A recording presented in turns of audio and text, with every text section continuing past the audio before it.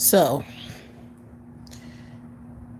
I wanted to get on here to talk about this Usher and Chris Brown tour and this real, this discussion about this FBA movement shit. Because I just wanted to talk about, elitism with these Negroes and how they operate, okay? Because it's a sector of Nignogs who think they're important, who are trying to run black women right now. Like this is the movement. I don't understand because like when the election was taking place, I told black women after the election was over and the orange man became the president, I distinctly I remember having a conversation about not supporting none of these Negroes in Hollywood. Like making sure they don't have no money, they don't make no money, nothing. Black women don't really stand for shit. They just don't. They're so pathetic. And then they want to whine and cry about their livelihood and their life and all of this stuff that's going on with politics and stuff like that. But you want to sit here and support these knickknacks. You're politically aligning yourselves with these knickknacks who you know don't fuck with you. Who you know, like Chris Brown doesn't like black women. He don't even date black women. The only black woman he's ever been associated with, he beat up. And then Usher uses black women as nut rags. I mean, we understand he's been doing this for most of his career. I mean, all of his career. What time has he ever been locked down with a black woman? Every black woman he's gotten with, he's cheated on, gave herpes to, or fucked up. And I just don't understand these dumbass black women who are still entertaining these Negroes. Like, basically what you're doing is you're aligning yourselves with knickknacks, with these elitist niggas who think they're above other knickknacks. You're aligning yourselves with them. You're lining their pockets up. You're supporting them, and you're letting their arrogant asses believe that no matter what goes on in life, you're going to always be a laborer for these Negroes and make them money and give them a comfortable life no matter what is going on. Why would y'all do that? It's clear that the women who are supporting this tour are thirsty and lonely, because those are the only type of women who are entertaining them are women who can't find a man, or male obsessed women, pick me's, who want to get picked and preferred, that's sweating these dudes and still thinking they have a chance. Or it's disgusting. Like, I understand, if you like music, like if you're a black woman who's into music and you like Chris Brown music, you like Usher's music, I get it, I understand. But you can't just listen to the music and not go to the tour and not support them on a like physical level. Like, just support them. I mean, it's not really supporting them. It's like, just, I don't know, doing just, even if you're listening to the music and that is kind of technically supporting them, it's like, but don't go to the tour. Like, you just want to hear the music. It's like you making a stance. Like, I just want to hear the music. Other than that, I'm not fucking with it. So I'm not going to no tour. I'm not supporting, because that's how they really make most of their money, is through touring. You black women do understand all of that money that they're going to get for the tour is going to circulate back to these non-black bitches. Like, no black woman is going to benefit from their tour. No black woman is receiving anything from that tour. You're literally just lining these bastards' pockets up so they can go give their money to non-black bitches. Like, why do y'all keep doing that? Why the fuck do and this is why you can't feel sorry for black women, because look how stupid their asses are as a collective. They're always propping these celebrity knickknacks up. These knickknacks can't never go broke at the hands of black women, like not fucking with them. We can't never make that happen. All of these Negroes are elitist type of Negroes. Like, all of them just believe in a sector of black males maintaining privilege, power, status, and money. That's all these Negroes care about. Like Tariq with this whole FBA shit, that's what he's about. FBA doesn't acknowledge black women. FBA only acknowledges Negroes.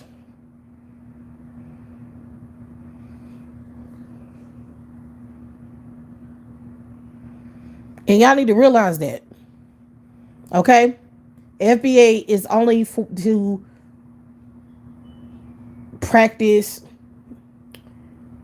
group economics among celebrity black males or black males that's making six figures and up, circulate that money back to the white power structure, and that's it. Do you notice how these celebrity Negroes and these Tariq and all of these little Hotep Negroes and all of these bastards, you notice how they don't never really have a conversation to really have with average black males who are like average income and regular smuggler Negroes? They don't never be having a group conversation with regular black dudes. They're always kind of talking over them. Like they're not having a group discussion. It's more like a elite. They don't have conversations with them. All they give a shit about is protecting the elite Negroes, the celebrity Negroes, the Negroes who are rich. The whole thing is protecting them and making sure they maintain status no matter what happens. Like no matter who they rape, who they kill, no matter what they do, we have to defend Negroes with money at all costs. And then they're always trying to compete with white people. Like, oh, white men are able to commit crime like that and when they're rich and they don't go to jail. And they want the collective of black people to give a fuck about, you know what I'm saying, the garbage that they're talking about. Like, that's the real FBA movement. I want y'all to be real clear about that. Like, they just want you everyday black women supporting these bitch ass niggas, these rich niggas who don't never circulate money back to you ever. They want you to support them. You everyday black women, the ones who are poor. I mean, they don't care if you poor. All black women are poor at this point. Like, let's be real. I don't give a damn what job a black woman has. She ain't making six figures. She's average income. That's how this shit working right now. So most black women are poor. So yeah, they just basically want average income black women supporting these upper echelon bastards. And they want us to care about their lives and status and how they look in society and shit. They want us to care. I promise you, it ain't about nothing else. They trying to keep you broke. They trying to keep you having poverty babies. I told you the whole thing is a scam to literally just get black young poor women to have children to keep, perpetuating poverty, and have black women living on a certain means, on a certain level. Okay, they're just trying to control your position in the racial hierarchy and trying to put you at the bottom by making, trying to convince you to keep dating poor males who are degenerate. Like, I promise y'all, these elite niggas, that's all they care about.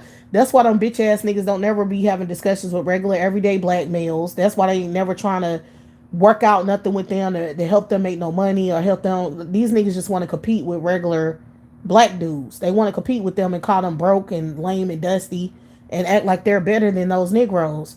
And if they think that they're better than those Negroes, they think they better than the average black woman too.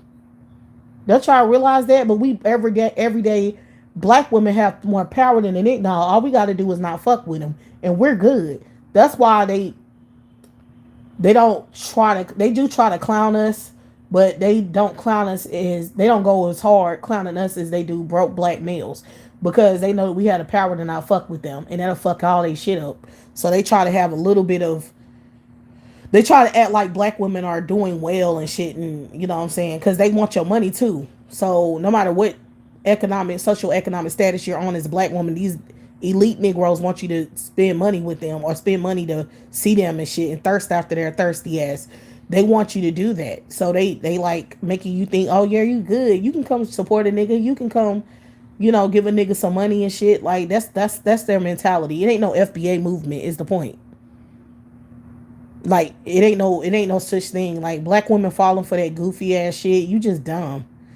Like, these Negroes don't give a fuck about everyday average black people. They only give a fuck about the elite circle of black people. They're elitists. They think they're better than other black people. Most of the people that you hear, that's why the hell, and then I start thinking, because I'm like, what the hell is these black people obsession with Dr. Cheyenne Bryant? Like, why are they so obsessed with her? Why are they so pressed? And I start realizing all of these black people work on a certain level. Are they in the same industry or something? Are they on the same? They obviously work in close knit, work in proximity to her, and that's why they trying to expose her, because all they're doing is trying to fuck each other's bag up. Like, that's what this shit is about. When you seeing all these black people coming after somebody and shit, they probably either getting paid to do that, or somebody is bribing them to do it, because they trying to take other people down and try to fuck with other people's money. That's what they're doing. Like, that's what the whole black sector of YouTube is about now. That's why they all obsessed with with particular people. They talk as if they know these people individually, like they actually physically know them. They be obsessed with, impressed about people, and it's like, damn, do you even know them? Like, why the fuck do you care? And it's because they all weren't in the same circle, and they making videos, and they trying to make the general public give a fuck about the stuff that they got going on in their individual circle. And then they hating on each other. They keep competing with each other to try to say, I'm more educated than you, and I make more money than you. And that's why they mostly ignore black average people. Like, they don't have real black discussions. It's more like a elitist conversation where they're trying to practice some kind of superiority, or trying to pretend, because most of these motherfuckers are dumb as hell. That's another thing. Like, I don't care what the fuck they got going on paper. Bitch, if you making videos for a living, you're not to be taken seriously. I don't give a fuck what education you have.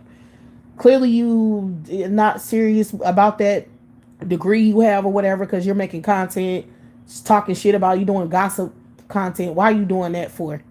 You know what I'm saying? Then you're educated and you're able to work somewhere where you have credibility. Like, why would you? Anyway, so yeah, this shit is real goofy on the internet. That's why I personally don't be giving a damn about no FBA shit, none of this, because I know it's all fake. And I know that the whole goal is just to keep black women poor and dating down. And they don't really care about nothing outside of that. That, like, they want to keep that status the way it is. Especially Negroes. Especially black males. Especially them. They're always trying to tickle the ears of their black female listeners on YouTube, because they're trying to make some money and they trying to get clout. So they always talking some shit, some pro fake ass black shit. But really, it's not working with us millennials, because we don't give a fuck. Like, we've been on here long enough. We've been on social media long enough to know the fake hotep shit, what it is, and what they about. So we're not falling for no fake ass pro black shit anyway, because we already know that shit is fake. So they really targeting younger black women like Gen Z and them. They trying to get them on that hotep shit, like running that hotep game on them, because they feel like they not educated or smart enough to realize what the hell that shit is. So they just running game on them little girls, and then what's going to happen is they're going to be listening to that FBA garbage, and then they're going to be like, oh, I want to be on some FBA shit. I want me a Nick now so we can be FBA. And then they're going to get baby trapped, because that's the whole goal. It's just to make a black woman stupid enough to be trying to flex her FBA freaking image or title. I don't know what the hell. And then she end up, struggling with them kids by trying to be pro-black, because that's what the fuck it, at the end of the day, it's what it is. But I just don't understand. I wish black women understood that shit, so they can stop embarrassing themselves by supporting these bitch ass niggas. Like, no Nick Dogg and Hollywood needs to be supported by black women. I don't know why the hell black women dumbasses want to support these males who keep writing them in fucked up roles, who ain't giving it, like, embarrassing them, making you look like trash in society. Like, everything they write you in, every song they write for you, it's all pathetic. It's all pandering to these males and embarrassing black women, like making us look like just dumbass trash, like just we don't have no purpose but the thirst after a bitch ass nigga. Like, that's all they do. It's like, In entertainment, that's all they do. The music is trash. The acting roles are garbage. Like I just watched that movie. What is it called? Sprung or Strong with Chloe Bailey and I always forget the lady name from Greenleaf and all the movies. I forget her name every time. But anyway, I just watched that movie and it was just literally they just wrote that movie so Chloe could be naked and getting banged out by a man. Like you could tell that's what the purpose of the movie was. It all black movies suck. Yeah, Lynn with yeah. Yeah, Lynn Whitfield. All of the black she did good on her part though. I liked her on her part.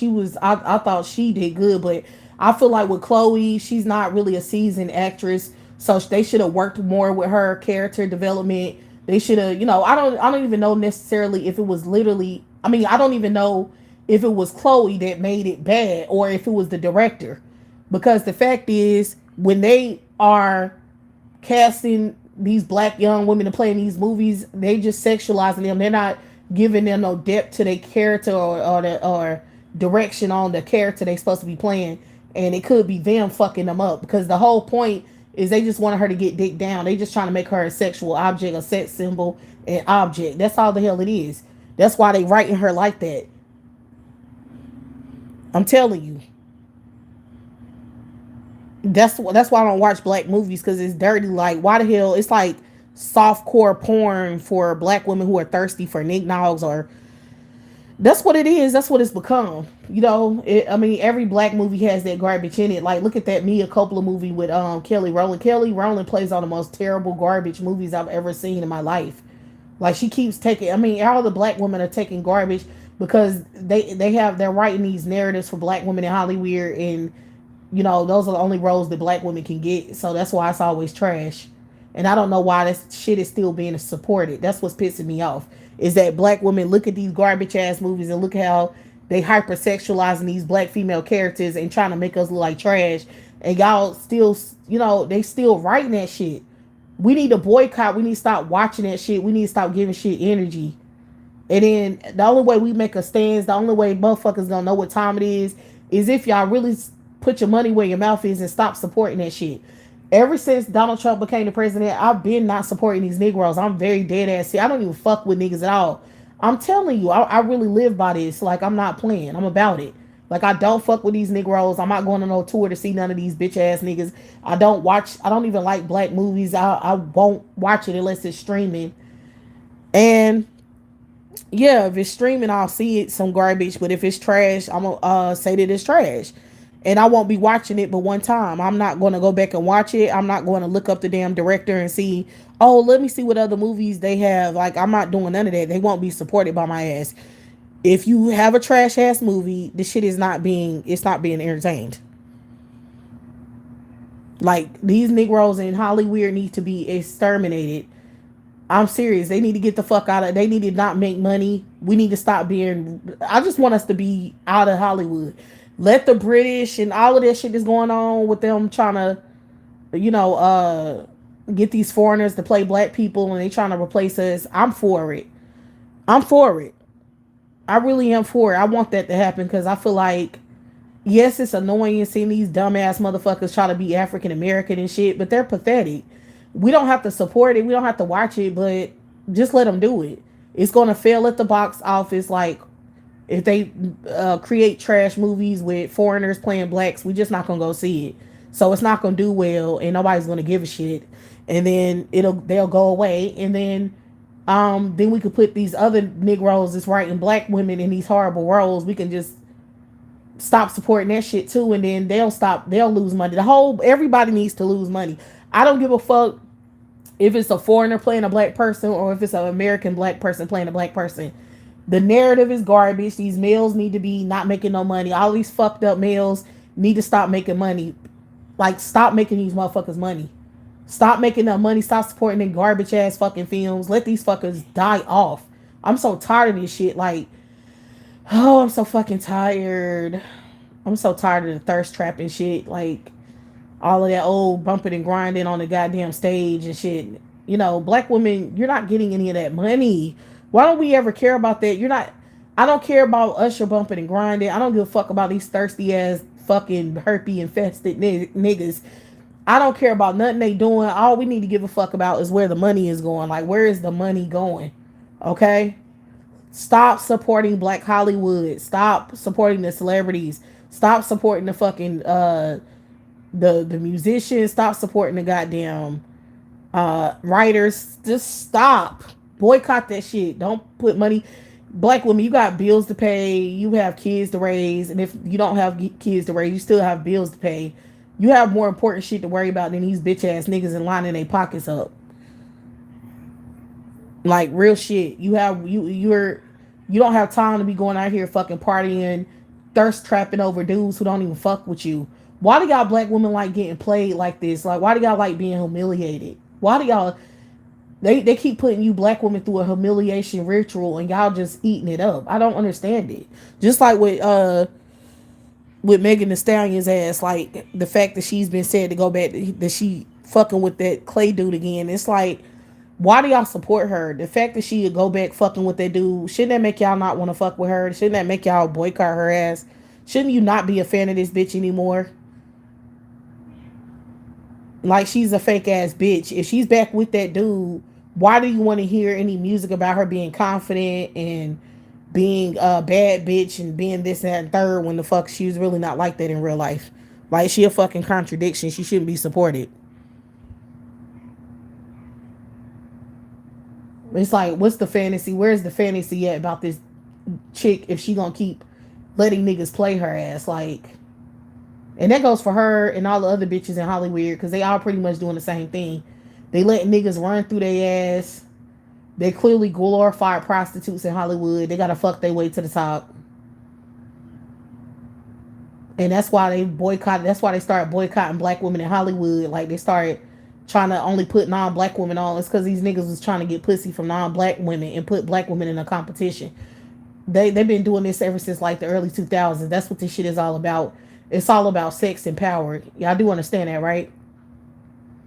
Like, that's how the niggas run Hollywood. They try to hold power and sex and money over women's heads to force them to fuck and be in these relationships they don't want to be in. It's all a system of control. None of those black women have control over their careers. None of them have control over their lives.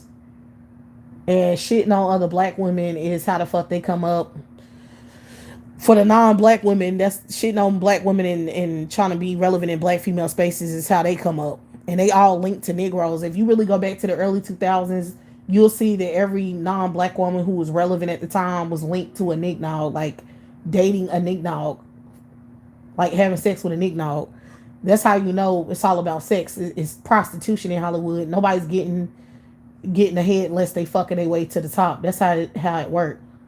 So all of the black women in Hollywood are all glorified prostitutes. None of them are, famous because they're talented. This is not about talent. They fucking their way to the top.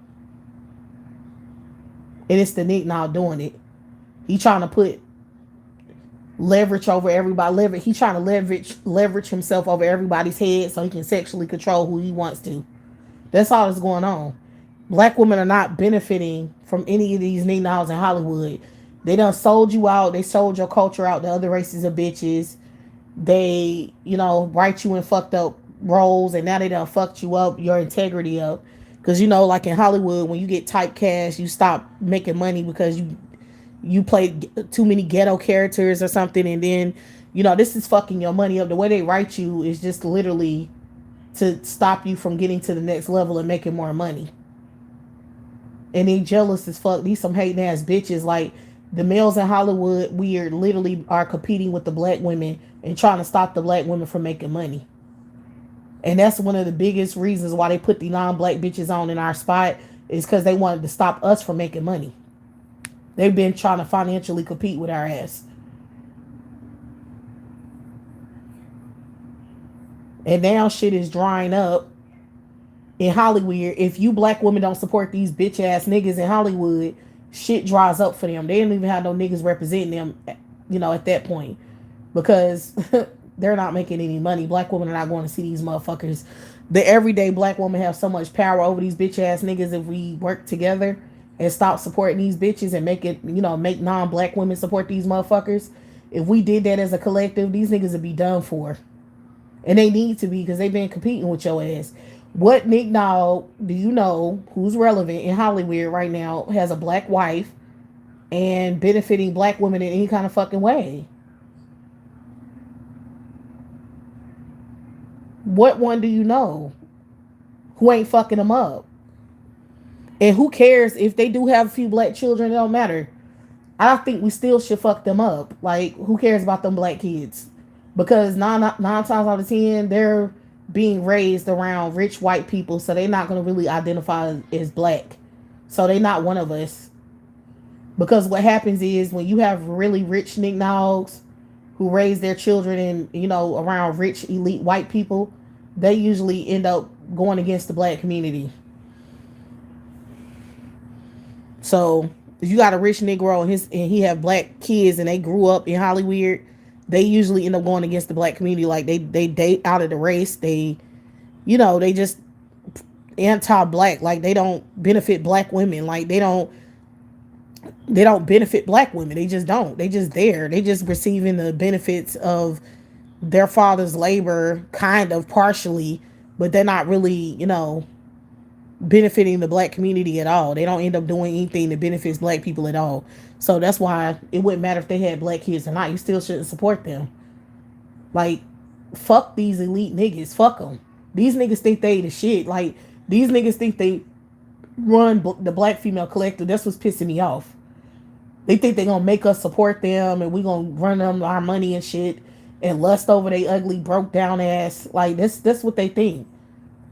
Not only are they trying to have financial control over us by having us support them and not never have no money circle back, they also think that we're thirsty over them. Like, they want us to be thirsty and want to fuck with them. And they need to, like, that's why I said we need to be practicing feminism. Feminism handles all of that shit. You know what I'm saying? Like, practicing feminism literally handles all of that shit in one go. Because you're just saying, I'm not doing shit that's not supporting me and the black female collective, because that benefits you. You know what I'm saying? Like, I'm not supporting anything that doesn't support black women as a collective. Period. So I'm not supporting no Nick Nall and his money not going back to black women as a collective. Not as an individual, but as a collective. If it ain't circling back, if it ain't benefit my ass, bitch, I'm not putting my money, I'm not investing in no shit that ain't circulating it and impacting me financially. Like, I'm not doing it, bitch. And I damn sure ain't lusting after some dusty ass fucked up dudes who are weird. Like, Chris Brown is a weirdo. He likes to stalk bitches. He's a wife beater. I mean, he a bitch nigga. Like, I've been done with that motherfucker. Yeah, his music was alright, and then, in the mid 2000s, and I was, liked his music. I don't give a fuck. I don't fuck with him that hard for me to still be supporting him now.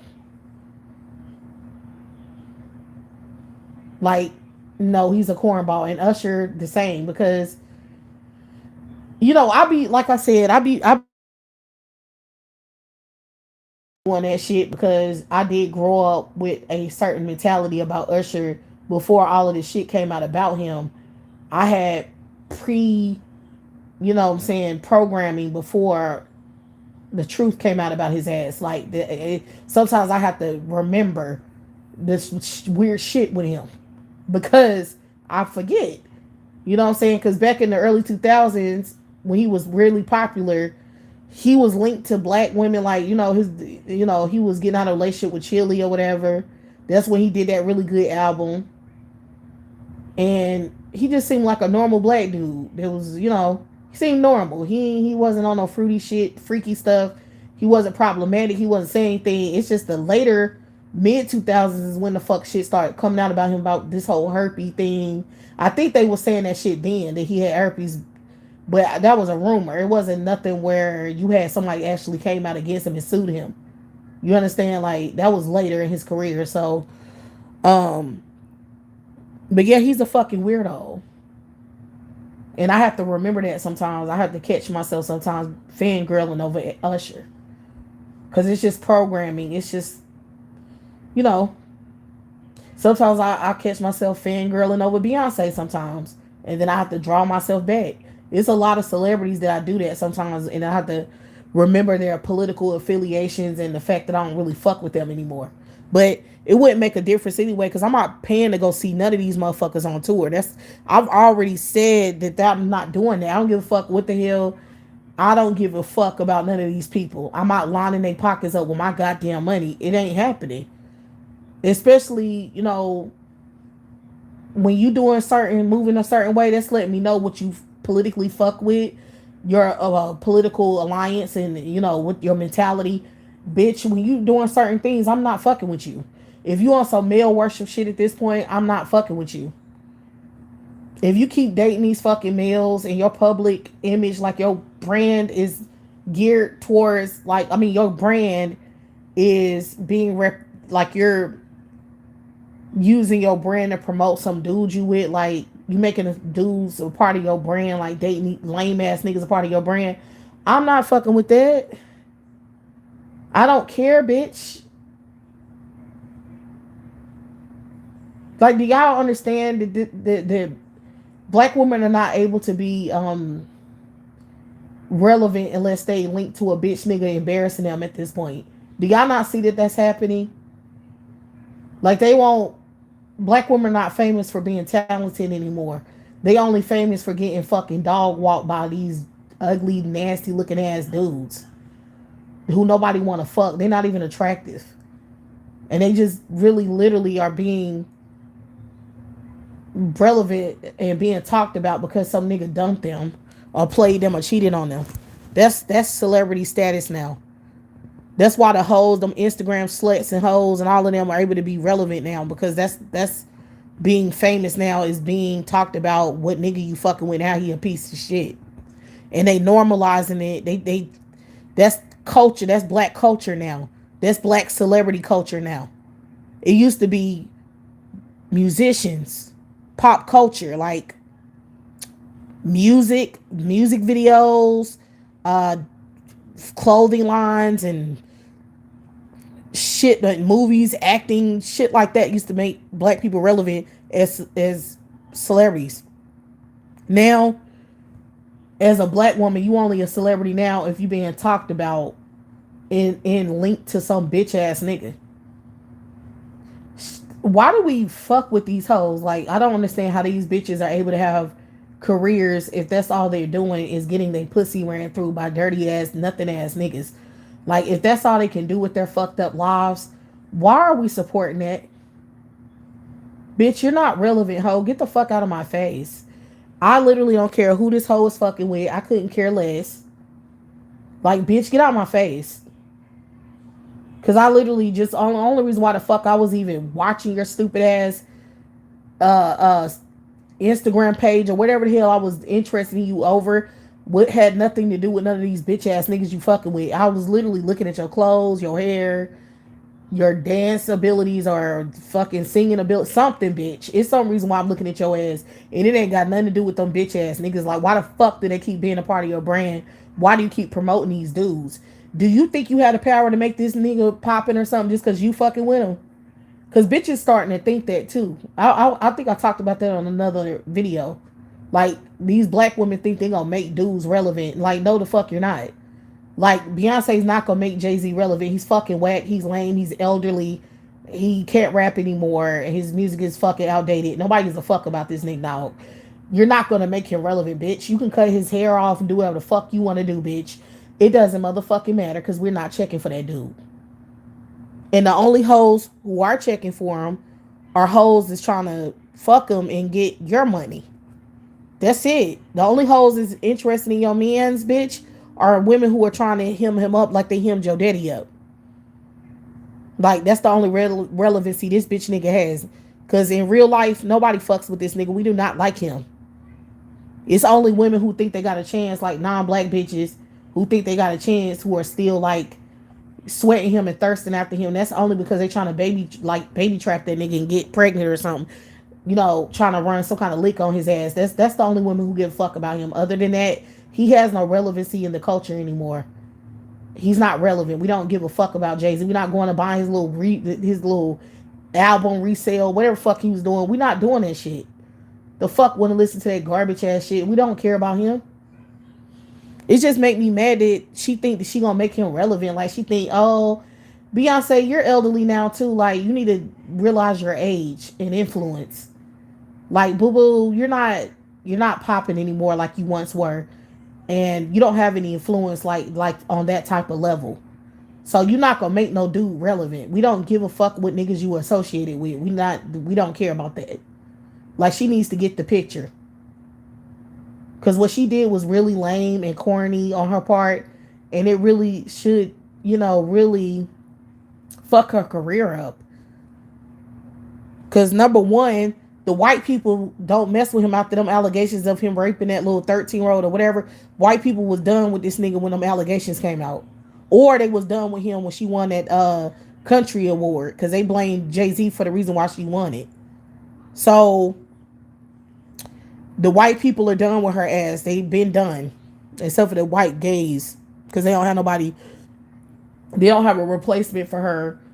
Them homos don't have a replacement, and they need a black female centered ass bitch, because these gay dudes are obsessed with black women. They worship certain black women, like they want to be a black woman, so they worship black women. Like it's got to be some black woman who has some type of symbolism or something for the gay community to support and glorify, right? And Beyonce is that chick now. So they need a replacement of her. Right? So, they're still fucking with her, I think, because of that reason. They ain't found nobody to replace her yet. So they're still, oh my God, Beyonce, she can't do no wrong. Oh my God, we need to go see it. They're going to support her fucking concerts and shit because they need to feel relevant through her. Their thing is living vicariously through her. Because they want to be her. So they worship her because they want to be her. Until they find a replacement, they're not fucking with. They're not going to discard her until they find a replacement where they can compete. They can make her compete or, So that's how the gay community is. So that's why they're still supporting her. But, yeah, 44 is elderly. Sorry, boo, it is. Like, these 40-year-olds want to feel young and popping. They're not. So, we're not going to entertain bullshit because, you have people who don't want to age. And, they think that because they in the gym, that means that's stopping the aging process when the fuck it's not. It's not stopping shit. She's elder. She almost 50. So, she's in her mid-40s. That's elderly. That's not young. She's 20 years out of her young adult years, so that means that she's not young anymore. So she's elderly now. Nobody gives a fuck about her influence anymore. She's an auntie now. And I don't give a fuck. Like, just like you had some niggas on the internet saying that Chris Brown and Usher has a different audience, and you have young girls going to see Chris Brown, and then you had the aunties, and it sounded like he was trying to put millennials in the auntie age bracket. And I'm like, I don't have a problem being no fucking auntie. Let me tell you something, I don't care. Like, people want black women to be in a perpetual competition. So now they trying to emphasize black people of a certain age because they don't want them to grow the fuck up. And they want them to be in a constant dick competition that nobody's about to be in. So that's why the fuck they trying to emphasize black women to make black women think that being in your mid-40s is young when the fuck it's not. Also, they want black women having kids at 50 and shit, and they want to act like that's 30 or something when the fuck it's not. So that's why they emphasizing millennials. They trying to make millennials believe that they're young and they still popping and shit. And that they still should be having all these kids and trying to build something or something. So that's why the fuck these weirdos are obsessed and pressed about age, where they trying to make people younger than what they are. And it's like, no, bitch, 40 is old. When you're pushing 50, you're elderly. Yeah, 50 is not young at all. That's not a young age. 50 is still 50. 50 is still at the literal middle mark between being 100. Like, bitch, that's old. And that's it. Like, the fuck, get over it, move the fuck on. Try to stay young if you want to. Dumbass, is not gonna work. You're gonna look dumb as hell trying to make 50 the new 30 or something with your elderly wrinkled ass looking ass. Like, yeah, when you're that age, when you in your mid 40s, your damn in your 50s, you have wrinkles, honey. At that point, that shit is not looking like it was looking 20 years ago at all. It's not giving that at all. So, being a thirsty ass 40-year-old or thirsty ass 50-year-old, that's embarrassing. It's not cute. It's not, that shit is a bad look. Trying to go out there and thirst trap at that age is embarrassing as fuck. It's humiliating. It's disgusting. And men with money, because you bitches, that's all y'all care about, is trying to get picked by a man, a high value man, or whatever the fuck crap y'all stupid hoes are still on. Ain't none of them type of dudes checking for no fucking 40-year-old.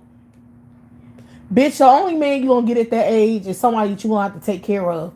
Either you gonna get a young little nigga that don't have no money that you gonna have to be his mama, or you gonna get an elderly ass nigga and you gonna have to change his fucking diapers. What the hell you're not gonna get is no fresh, dude in his prime. The guy his money together, got his dick together. You ain't getting that shit. That's not happening in your 40s. It's just not gonna happen, bitch. I don't give a fuck what the hell you look like. You're not getting it.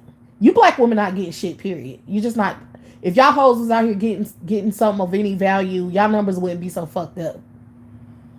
Men would be taking care of y'all. Y'all would have homes. Y'all would have a home ownership and money all up and through everywhere. You would own shit. You would have buildings your own, houses your own, equity. Bitch, you would have something tangible. Black women don't have shit, so you're not getting none of that anyway just because you're black. Like, but yeah, at 40, you definitely not getting that shit, because any dude that's out there that can get any female he want, he's not gonna fuck with your old ass. Why would he want to fuck with you when he can get a 20-year-old? Like, make it make sense. Why would he choose you over young coochie? Especially if he have his money right. He don't have to fuck with old pussy when he can fuck with new coochie, because he has money to do that. All he got to do is find some desperate, homely, poor young girl that got kicked out of her mom and daddy house or whatever, who's poor, and just manipulate her. Why would he not do that and go fuck with a 40-year-old woman? Why would he fuck with your bitch? If he's fucking with you, it's because he wants your money and he wanna lay back. Bitch, you his retirement plan. So he gonna work your ass, have you working, doing all those hours so that he can live good and work less. That's the only reason why they would want to be fucking with your ass. Because what is there to fuck with? I mean, think about it. Like, why would he want to settle with an older woman? Like, to get a free meal, perhaps? Hey, y'all bitches, y'all love getting played. That's where people be out here dumb as hell. Yeah. Only way you leverage yourself, just like this person said, just like this commenter said, the only way you want to lever yourselves up is if you don't fuck with these males. Like, you're winning, if you're trying to win some kind of competition, or you trying to be in a competition, or you trying to win some kind of key to life or something, whatever the hell y'all trying to do, the only way to winning here in this type of situation is not being associated with these males who are going to use you for whatever you have, because that's their ultimate goal. They don't give a fuck about dicking you down, giving you no money. That is not their goal. They don't care about you. They're out for self. So in order for you to avoid that and win the game, you don't fuck with them, and you build your own finances up, have your own shit, and don't let them partake. Period. That's the only way you win this game with these males, because they're playing the game, and you have to understand their rules in order to play their game. You understand? And that's why the fuck you females are not playing chess really well, or maybe you don't know how to play chess, but you always try to figure out what your opponent is doing. You always understand the rules of the game that your opponent is playing, so you can win. Like, you can't win the game by playing your own damn game to lose. or you playing his game to lose. Cause you feeding into, oh yeah, be this type of woman, do this type of shit, and then you'll get picked and preferred, and then you keep ending up with bum ass trash who keep trying to use you for your money. Like, you look stupid doing that. Like, why you want to go around in fucking circles instead of having enough sense to understand how men are moving? They're just trying to have more than you. They're just trying to live off you. They're just trying to trap you into doing more labor than them. Don't y'all realize that's what this shit is about? And that's why the fuck they're trying to stop your ability from having choice and options, so that you would have to be forced in a situation where you have to be with them and deal with their bullshit, take care of them, and let them use your money, which is all they care about. Because these dudes are getting dicked down by other men now. Don't y'all see the game, how it has changed over time? The game ain't for pussy no more. Men don't care about that no more. They're gay. Y'all ain't see the switch. They don't care about coochie. They like D. They like themselves. They're narcissists. They only give a fuck about self. They don't even like coochie like that. That's why they moving like they moving. If they like coochie, why don't they just do what you tell them to do? If they legit like coochie and they really are straight, right? And they ain't fucking faggots and droves, wouldn't they be just doing what you want them to do and trying to be what you like or what you want, so that they can benefit from having as much of your coochie as possible? If they really like coochie, don't you think that's what they would be doing? Honey, they're trying to change the game. Like, they're not doing what you want. They doing what the fuck they want and trying to make you conform. They basically on some shit now where they like, I'm gonna do whatever the hell I want to. I'm gonna be a bum ass, thirsty ass bitch nigga, and you're just gonna have to deal with it. Like, I'm gonna make being a bitch nigga the cool and trendy. And I'm gonna just argue with you about your standards all day and try to make you change them by me arguing with you 24/7 about what the fuck you prefer and what you like and all of this shit. That's been the game plan from these bitch ass niggas for years now. Like, I knew what they were doing when they put me on World Star Hip Hop, because they kept harassing me and I responded to their bitch ass, and they were like trying to put me as the poster female of, you know, I don't know what not to think as a woman, or the type of woman they don't like, or whatever the fuck. When they tried to use me as the poster woman for that shit, I knew what they were doing then. Like, I knew what the game was, and I was like, oh bitch, you thought put me up here was gonna make me change my mind or some shit? Nigga, fuck you. I don't care what the fuck you fools think. Nigga, I was living my best ass life. Like, they put me up there thinking I gave a fuck. I was still moving how the fuck I wanted to move, even with the criticism. I didn't give a shit about what the hell they was talking about. And I'm still moving like that to this day, boo. It's been what, how many years now? And I'm still doing the fuck I want to do. They ain't changed nothing about my mentality. I don't care what they think. I don't give a fuck. It's all about what I think. So that's why the hell I'm 38 now. And I ain't got no more kids. I only have one child. And I'm moving how I'm fucking moving. They ain't running me. Okay? And I feel like, as black women, that should be the move. Like, you have to think about your age and how you want to be living at your age. Like, 44 is old.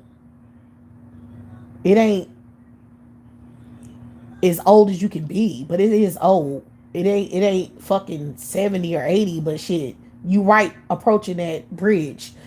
So it's not young and it's not popping. You don't have time at that age to do whatever the fuck you want to do. At that age, you need, well, you can. That's the thing. Even if you are old at that age, and even if you're not young and popping anymore, you can live like you are, though. Like, if you create a certain lifestyle for yourself, whatever that may be, you can live like you in your 20s. You just not 20. You're not physically 20. You ain't never gonna be physically 20 ever again, but you can live how you want to live at that age. When you let a nigga trap you, you're not living how you want to. You want to live how the fuck they allow you to live. That's the name of the game for women. Especially black women, because y'all always getting the short end of the stick. Like, think about all of the black women around you and how they living at whatever age they're living. You know what I'm saying? Look at the black women around you, how they living at 20, how they living at 30, how they living at 40, how they living at 50. What's the common denominator? Their lives are just revolved around men, males fucking their life up. Like your 20s, that's when a lot of black women getting baby trapped. Okay, and if they not being baby trapped, they being stalked and stalked and harassed about, you know what I'm saying, their choices and options and shit. So their whole life is them feeling insecure and unvalidated because they don't have a certain look, or they don't have a certain, you know, they can't attract a certain type of man or whatever here. Their whole life be about that. Meanwhile, they trying to get their education, trying to get some money, and at that age, you broke pretty much, essentially. Then at 30, you like, okay, well, I done figured shit out. These niggas ain't shit. But you either trapped with some kids by that age because you let a nigga trap you. So your kids are growing up, getting on your nerves. Your money and resources are running thin because you taking care of some damn kids. If not that, you still, I mean, you good. If not that, that's a better life. Like if you're not going through that shit with them kids and that nigga, you're good at 30. Like 30 is a good age. Like you get more money, you trying to grow, you know, trying to make more money, more income, more financially uh educated, knowledgeable. So you building your finances up. That's great to be 30 with no kids, in my opinion. So you have to decide what kind of black woman you want to be at each age. At 40, you don't want to be taking no toddlers to fucking elementary school and going through that whole bullshit again. Like I know I don't want to. Like you 40, you still dealing with some toddler and having to entertain them and take care of them and spend all this energy dealing with them and raising them and shit. Man, hell no. By that age, you want your kids to stop fucking talking to you pretty much. Or not have none, period, to talk to you. Because at 40, you damn sure don't want to be aggravated with no kid shit at no 40. When you a grown ass woman and you, that's going to be the time where you want to relax. That's in your 40s, that's what you want to do. You want to relax. You just want to feel relaxed. You want to relax. You want to vibe out and relax. You do not want to be dealing with chaos at that age. It's very stressful. It's tiring, and you already tired. You're not young anymore, so your energy levels are different. Okay, so no, and you damn sure don't want to be taking care of no grown ass fucking man. Schooling some grown ass man about how to be a adult and shit at that age. Hell no. Or taking care of some elderly man at that age. Because you done married an elderly motherfucker and now he in his damn 60s and you in your 40s. Now his dick limp. You ain't gonna get nothing off. And he gonna be thirsty trying to get ass at 60 and his 60s and shit. Nobody wanna fuck him. Like, ew. And then, you just gonna be taking care of his shit. And then this shit is just it's not a good, that's not good for me. I don't give a shit what money you may get. You may not get no money. That's what I'm saying. Like the niggas in A60, that don't mean you gonna be left with no real money. If he has previous life with other women and kids and shit, you don't know what the fuck you gonna get. You probably gonna get nothing. He ain't rich. If he ain't rich, you ain't getting shit. So fucking with an elderly man is just completely not worth it. And that goes for your 50s too. Because either way, if you with a man who's older than you, like 10 plus years older than you, at that age, it's gonna be pointless to deal with them. It's gonna be like dealing with a little kid. I mean, it depends on if it's a Negro that know how to fix something and, good with his hands and he actually take care of himself. But this is the thing with Negroes, they don't take care of themselves, so they'll be deteriorating by their age. Their health gonna be declined, and they're gonna be using you as a retirement plan, like I said. And I'm not. You ain't using me for no fucking retirement plan. You get the fuck out of here. You better go get a nurse. I ain't doing it. Cause I have black women I know. They may seem like they lonely, but they not. The alternative would be terrible. So even though they don't have no kid or their kids are grown and they on their own at 60 going on 70, that's still better, a better situation than You know what I'm saying? It's a better situation than the alternative, which is them being married to a man and having all that drama. You know, taking care of a sickly elderly man whose health is deteriorating, and you old taking care of somebody else who old. You know what I'm saying? Like, I don't know. For me, that ain't the life. These males are very neglectful and they don't take care of themselves. They don't want to take care of shit. They want to live a happy ass life, not doing nothing and not being responsible for nothing and just getting their rocks off and then, just not being responsible and just die. That's these males, that's their dream. That's their desires in life. They don't never want to handle business. Never. So that's why I don't fuck with it. So considering the condition of these males, I feel like you can call black women or whoever at a certain age aunties or whatever. It depends on how your auntie lifestyle is. Like, niggas can try to clown you for being old. I told y'all, niggas is just are jealous because you age better than they do. So they jealous of that. They jealous of black women for aging better than them, being more responsible, being more, you know what I'm saying, having your shit together more than they do. And you're not really horny and thirsty like that. So, you know what I'm saying, you can just live your life, like, do whatever do whatever is entertaining to you. Women, we have other hobbies and other concerns. That's why we don't clown people on getting older. Like, I'm just stating facts. I know when I turn 44, I'm going to feel like I'm definitely older. And I'm an auntie and all that shit. Why would I not acknowledge that? I don't give a fuck. I'm not 20 anymore and I don't care. I ain't 24. I ain't 34. I'm 44. So it is what it is. That's when your hair start graying and shit. You don't see these 40-year-olds out here with gray hair. Like, that's not young. Like, get the fuck out of here. You was young, then why the hell your hair gray? Like, get the hell out of here. That's old enough. They might not be as old as you can get. So what? You still older. So, yeah, like,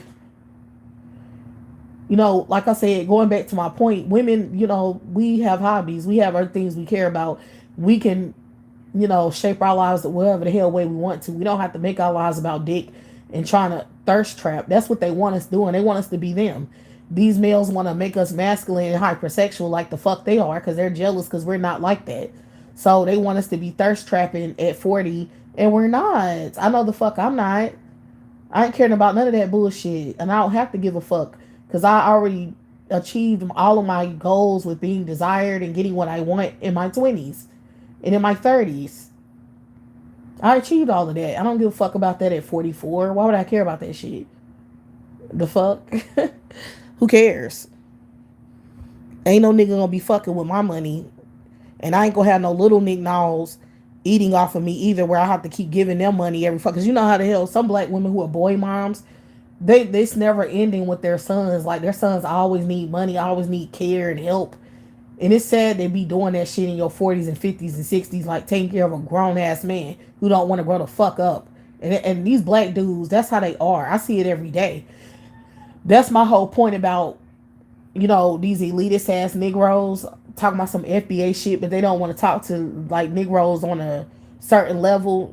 That's my point. These niggas ain't getting no help. These Negroes with money and influence, they don't give a fuck about, connecting with black males over lower means. They ain't trying to help the situation. Them niggas are elitists and they think they're superior to those Negroes and they want those Negroes fucked up just so they bitch ass to have access to all this coochie. That's all they care about, is trying to leverage money and leverage power and money over women so they can sexually use whatever fucking women they want to. That's why the lower level niggas don't never get addressed. They just ignored in the black community like they don't fucking exist. And that's why you don't trust Negroes. That's why you want to stay the fuck away from them. Because look, them elitist Negroes, they're not going to never fuck with you. They're not never going to circulate money back to you. They want to keep you broke and they want to clown you for being a dusty bitch who prefers thugs and criminals and broke niggas over educated men. They're going to keep lying saying that that's the case with black women, trying to say we the problem and shit, trying to make you insecure and blame you for every time a nigga do you wrong or a nigga ain't got no money and got this, that, and the third. That's their whole goal, is to keep your ass on the hamster wheel. Okay? And the broke men, you already know they just trying to parasite off your ass because they don't have their own shit. That's why you just opt out of the whole fucking thing. That's the point. I'm just getting tired of these elitist ass Negroes getting money though. I'm just getting tired of their ass able to still financially benefit from the collective of black women, like black women are retarded. These Negroes need to not have no money. They need to not have no power. They need to just fade to black. Like they need to not be getting any support. They need to be struggling out here like the niggas they trying to clown and trying to compete with.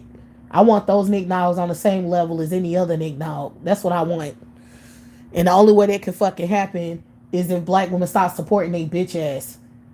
Cause they, at the end of the day, they're not giving you no money. They're talking down on your ass, talking shit, trying to clown you, trying to make you look stupid. Meanwhile, you sitting here financially supporting these bitches. Like, oh my God, I wish black women would stop. You getting clowned. Like, they just making a mockery and a fool out of you. You supporting these Negroes who ain't giving you no money. Like, they don't got nothing, no kind of support of the black collective. Ain't not one child benefiting from these bitch ass niggas. None of these black children are benefiting from them niggas. None of the black males are benefiting from those niggas. And none of the black women are benefiting from them niggas. Why the fuck are they making money for? It just it irks me.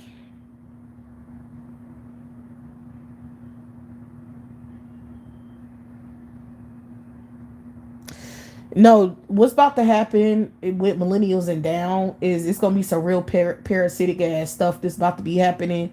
Any black woman with some sense, any black woman who prioritized her own health, prioritized her own finances, they're gonna be heavily trying to leech off of those black women because the black women who chose to be with Negroes and live that lifestyle, they're gonna be broke and destitute. They're gonna be in constant need of handouts and help and aid, and they're going to try to latch on probably to other black women who made better choices and decisions than them for survival. They're going to be needing a mammy. You know how when you a young adult, you keep calling your mom or calling your dad or whoever the hell for money. That's how the situation about to be. It's going to be adult people who thinking they got a mammy to lean on when they don't, because they so used to calling somebody for help. And when them boomers are gone, which are the last generation really with some real money, because they were able to have equity and wealth and make money, and they were able to have a certain level of education. They completely different than us millennials and down. Like, they lifestyle and their life options were different than ours. They just were. It was just easier for them to get things done and to make money and save money. Nobody's going to convince me that that's not true, because the cost of living being so different allowed them to have a savings account and not really have to keep digging in their savings to maintain their lives. But now you can't really save money like that. So that, and then, their parents had homes that they owned. Like, the government wasn't targeting them. I mean, black people being getting targeted for low income housing and shit like that, but they were able to own home. It was possible to do it back when they were growing up. So a lot of them got homes from their parents passed down to them that they ended up either selling or had land or something they sold, and they were able to save that money and put it in a savings account. That's why how a lot of them have money. It's through their parents, through splitting money with their siblings over homes and land that they fucking parents own. That's how they was able to put a lot of money in their savings account. A lot of them was not, just working check to check to save money. A lot of them, that's not how they was making money. I mean, keeping money, not making money, but keeping money. They was keeping money by home ownership and selling their homes and renting them out or whatever the hell and using that as leverage. That's how a lot of them had money. Ain't nobody gonna tell me, because I know my mom and her siblings, I know how that went. And yeah, it wasn't no check to check shit. Like, they got insurance payoffs, they got land payoffs, and they put it in the savings, and they was very, like, their generation was very, very educated about how to budget money too. Like, that's something they learned in school. It was a lot of classes that they took, a lot of education that they got that this generation ain't even getting. So they was able to really financially, you know, uh save money through a lot of ways.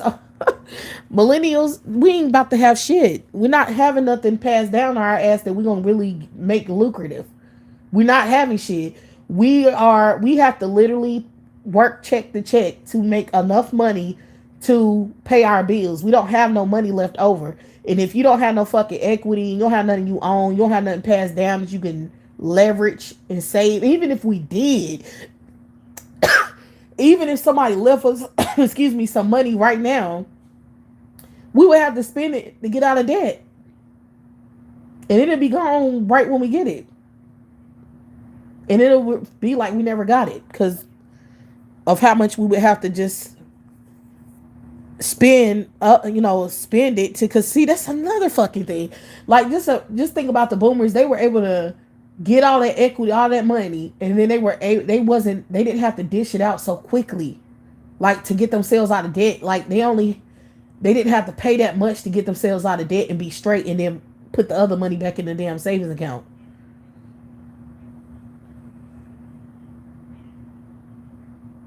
Like y'all have to understand that shit. They're gonna lie because they like lying and trying to make it seem like it's not about that. It is about it. I know how the hell they have money. And then also a lot of them bought homes in the 80s and shit, in the 90s, early 90s and the 80s, and when the housing market was really great, like it was really really affordable. So they're not paying that much for the homes they own. Like they still almost at the same amount they was paying in the 80s and 90s and shit. I mean, I think it probably went up, but it ain't as much for the same house now.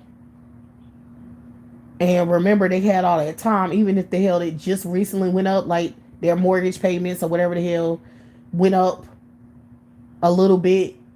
They still had on years where it was down, so they could save money, keep their credit good, keep their shit good, because they didn't have to spend so much money.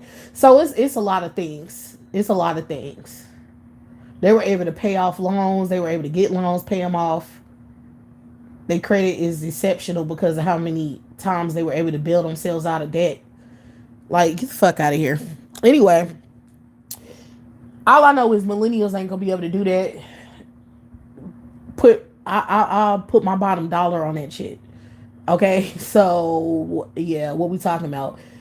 Having kids is pointless. The only reason, only thing you're doing as a woman having kids now, you just letting these males run shit. Like you basically giving them power because now they can control you and your body and what children you have, even though they're doing nothing to financially benefit your ass. So now it's just about control. Like you just having kids just because they want you to and they want to continue their existence, and they like you are obligated to do it or something, like trying to make you think you have to do that while they keep you in debt and in poverty. It's just fucking retarded. I just can't even believe the world I'm living in. Like it's just crazy as fuck, but it's the truth. So yeah, black women are just, I don't know what the fuck to tell you. The fact that they still supporting these bitch ass dudes when you in an economy like this, and they still get to live rich and fucking fabulous and leverage money over women to try to control coochie and try to sexually control women around them. You still allowing them to do that on your dime. On your dime, you're allowing them to feel like they powerful and they leveraging money over women by supporting them. Like, why the fuck are y'all doing that? These dudes ain't shit. Is Chris Brown married? Do he give a fuck about any female? He just run through hoes, get them pregnant, and just look fucking ridiculous. And Usher is doing the same shit. Like, these hoes think they're important. Like, they think that they are powerful. They try to leverage their fame over women's heads and shit so they can fuck all these non-black bitches. Like,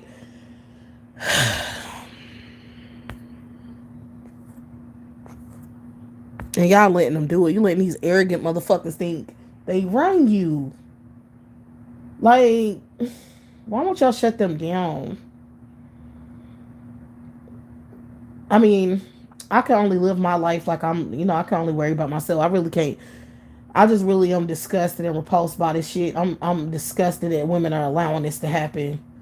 And y'all want y'all lives to be trash. Like, it's so sad how many women are literally running into burning buildings. I just don't understand why the hell women would do that. Like, they willing to fuck their whole lives up and mess their kids' lives up and just destroy themselves just so these males can get some leverage so they can live carefree. I don't know why women would do that. You have these rapists. You have a rapist in the White House. You have these pedophile mother effers everywhere, and y'all just don't let them get away with it. It just sickens me. It sickens me.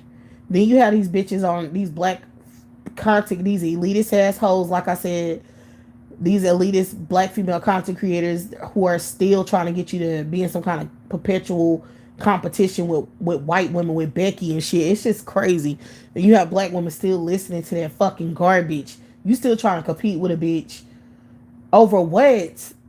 Over what? They don't even have, white women ain't getting shit. They don't have they don't have nothing. Like, they don't, their lives are not better than yours. They don't have nothing. The only thing they can have is material things, because that's it. But look at what's going on. They having all them kids and shit. They can't even live their lives. They trying to make having all these kids and being with their male group popping and look like it's just like something, like this best thing. And it's like, bitch, no, it's not. No, it's not. They still trying to make their old aesthetics be, relevant today. Y'all are a group of pedophile. Like, the whole white community is fucked up. You know what I'm saying? Like, nothing looks romantic and cute about their livelihood, lifestyle, or behavior at all. Like, I'm utterly disgusted and repulsed by them as an entire community. Like, because they're just nasty and showing what kind of people they really the fuck are. And they really was trying to hide it and make themselves seem like they're more morally superior to black people, and they're not. And it's like, ain't nothing romantic and cute about you weird fucking weirdos. And us millennials ain't never gonna raise our kids to idolize you fucking people, or that we gonna raise them right to know what the fuck y'all really are and what type of time y'all really on. So that whole, we're just innocent people, we're just trying to love everyone, we care about family, this shit ain't never gonna work from here on out. Like, bitch, no. Like, I'm not falling for that. I don't think any other black people are falling for it. Like, our kids gonna know about your ass, and they not gonna idolize you. So don't be thinking that no black children will be in the black community looking at y'all like, oh my god, I want to be like them. Like, they're not. They're not. You're rapists. You're perverts. You're weird. Yeah, and you are obsessed with black people, and there's something wrong with your ass. Like, I'm sick. I'm disgusted by the whole thing. I don't know if white women are disgusted with themselves or not, because people like to present themselves a certain way for the general public, just for image purposes. But I want to believe that they really know how disgusting things are and how they look in society at this point. So, ain't nobody idolizing, ain't nobody looking over there and want nothing you got going on, boo. Like, at all. So, if you pressed about black women, it's probably because you're a weird ass bitch. But I'm telling you that we not caring about nothing y'all got going on. You'll never be in a competition with us over nothing. We don't want shit to do with you or what you have or nothing. Like, at all. We're never going to idolize you. Our children are never idolize your ass. You ain't never going to be looked at as better, superior, morally superior, or any of the shit that you wish that black women were looking at you as. Like, that's literally never gonna fucking happen again in history. Never. Like, us millennials will never raise our kids to give a fuck about you. Like, it'll legit never happen. It will be a new day coming, and y'all need to just be prepared for that, because whatever old traditions or old mentalities, that shit will be left in the past. And that's that. So it is what it is. Like, because at this current moment, like I said, all these black women trying to get black women to compete with Becky or give a fuck about what Becky got going on. It's really black women doing that shit, because that's the only way this bitch gonna have leverage, is if black women give her leverage by making her the black listeners that's listening to this black woman prop up white women. Like, this bitch gotta do it. And it's like, we ain't listening to this nigga bitch either, because we know that she's perpetually pathetic for even caring about what white women got going on.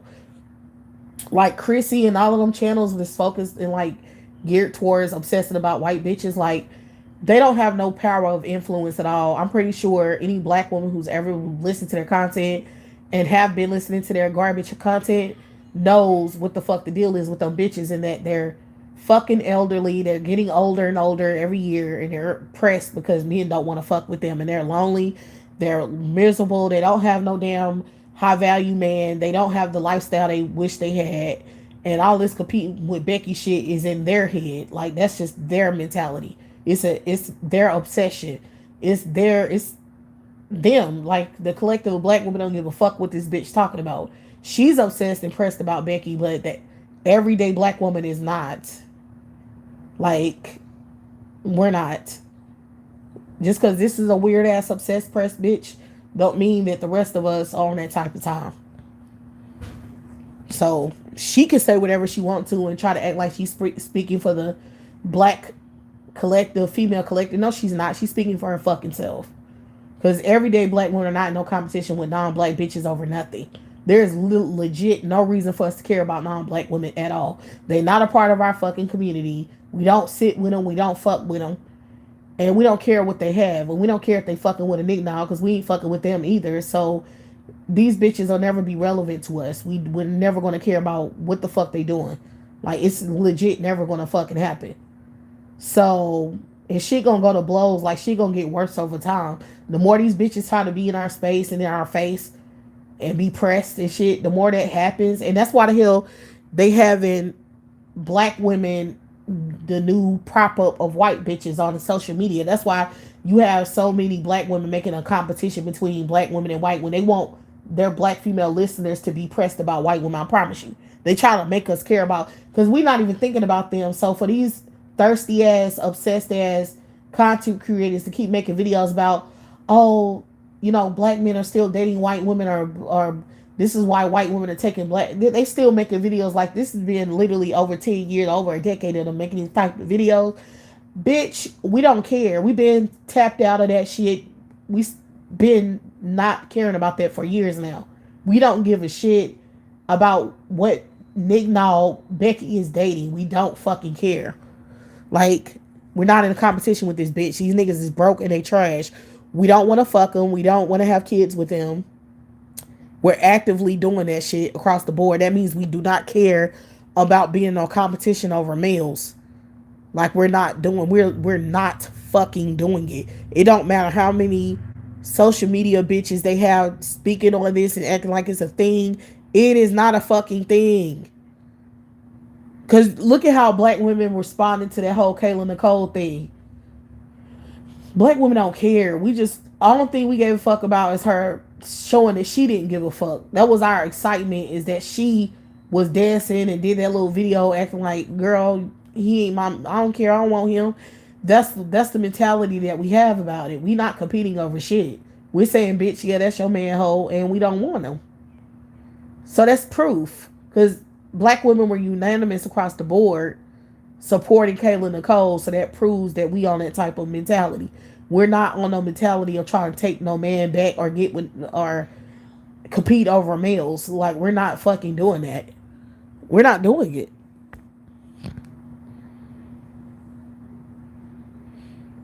We're not competing over no fucking white men either. We're not competing over any male group. We don't give a fuck. If you see the average black woman, you go out, she's not with nobody. Either she by herself or she's with a neat dog. A bum one, but one nonetheless. She's with a neat dog. That's it. That's all you see us out here with as a majority. And you either see us by ourselves or with a neat dog. You don't really see us with no other races of men. We're not competing over males. And I noticed that the when I do see a black woman with a non-black man, she be ugly. Like, I mean, she just not really aesthetically all that attractive. So I feel like, you know, it's only a certain type of black woman that's like getting desperate enough to fuck with these non-black dudes. It's definitely a type because I see it a lot. It's a type. It's not no everyday black woman you will see down the street. It's usually a black woman who's really like unattractive. Like she probably has the mentality of a woman who's never got, never dated, don't have a lot of experience with men. And that's why she just being desperate pretty much. Because anytime, in my opinion, you with a non-black dude, that's desperation to the max in my eyes. That's just me. Because I don't see why that would make any sense socially or economically or any. There's no benefit to it. Like black women dating other races of males in this type of situation we in right now, where we see all the racism and all the people trying to compete with us and doing all the shit they doing. I just don't understand the mentality of a black woman who actually would want to fucking date them unless she's foreign and she's not from here. If she's not from America, it makes sense because where she come from, that shit probably cool, or maybe they have a different relationship on where she come from, the country that she come from. But here in the United States, like, and you a black woman, you actually even consider dating out, you're retarded.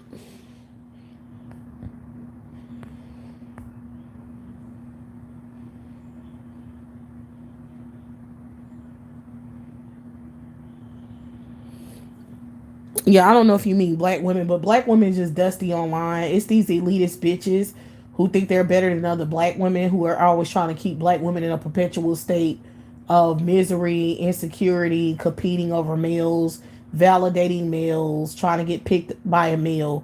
Like, these are male identified pick me ass bitches. All of them are like that. All of them, all of the black female empowerment channels are manosphere channels. Those bitches, they're doing the same thing the manosphere does. Like, you have Cynthia G over there she's obsessively talking about nicknaws. She's still talking about nicknaws with white bitches. She just talks about them and what they got going on. She's never moving on from that subject matter. So she's obsessed with Negroes. Like, there's nothing about her content that gives done with niggas, moving on, said what I had to say, moving on, more in black female empowerment content. Like, let's talk about something else. Let's talk about economics. Let's talk about how to build our money together with each other. Anything that's going to benefit the black female collective. She don't want to go to the next level. She's stuck at niggas is with white bitches and we still want them. No, bitch, you still want them because you're a destitute ass bitch. You still pressed, and the rest of us are really moving on. The people that actually have sense. And like I said, you got Chrissy. This bitch is just obsessed with being dark skinned. Like, that's her main thing, is she want dark skinned women to be, get white privilege. I feel like that's her main goal and objective, is just trying to get dark skinned women on the same level as a white privileged bitch. Like, that's all she cares about. She pushing a tired ass narrative that ain't never gonna change, and she's male obsessed. She's definitely a fucking pick me. That's definitely a form of being a pick me, when you keep trying to get picked by better males, like males who you perceive as being superior to other males. That's some pick me mentality. That's a pick me. That's a pick me attitude. You're trying to get picked, bitch. You're not saying, well, fuck these males, let's do our own thing. You're saying you need to do this. You need to follow this way of being or way of looking and way of acting. You need to try to be like a privileged white bitch. What you want, she's telling you to want white privilege and white validation. That's what Chrissy is telling you to do. Her whole mentality, her whole, channel is about pushing this ideology to black women that they should want to be a white woman, a privileged white woman. That's it. And every time she make videos against black women who are saying that about her, she's just a delusional ass bitch.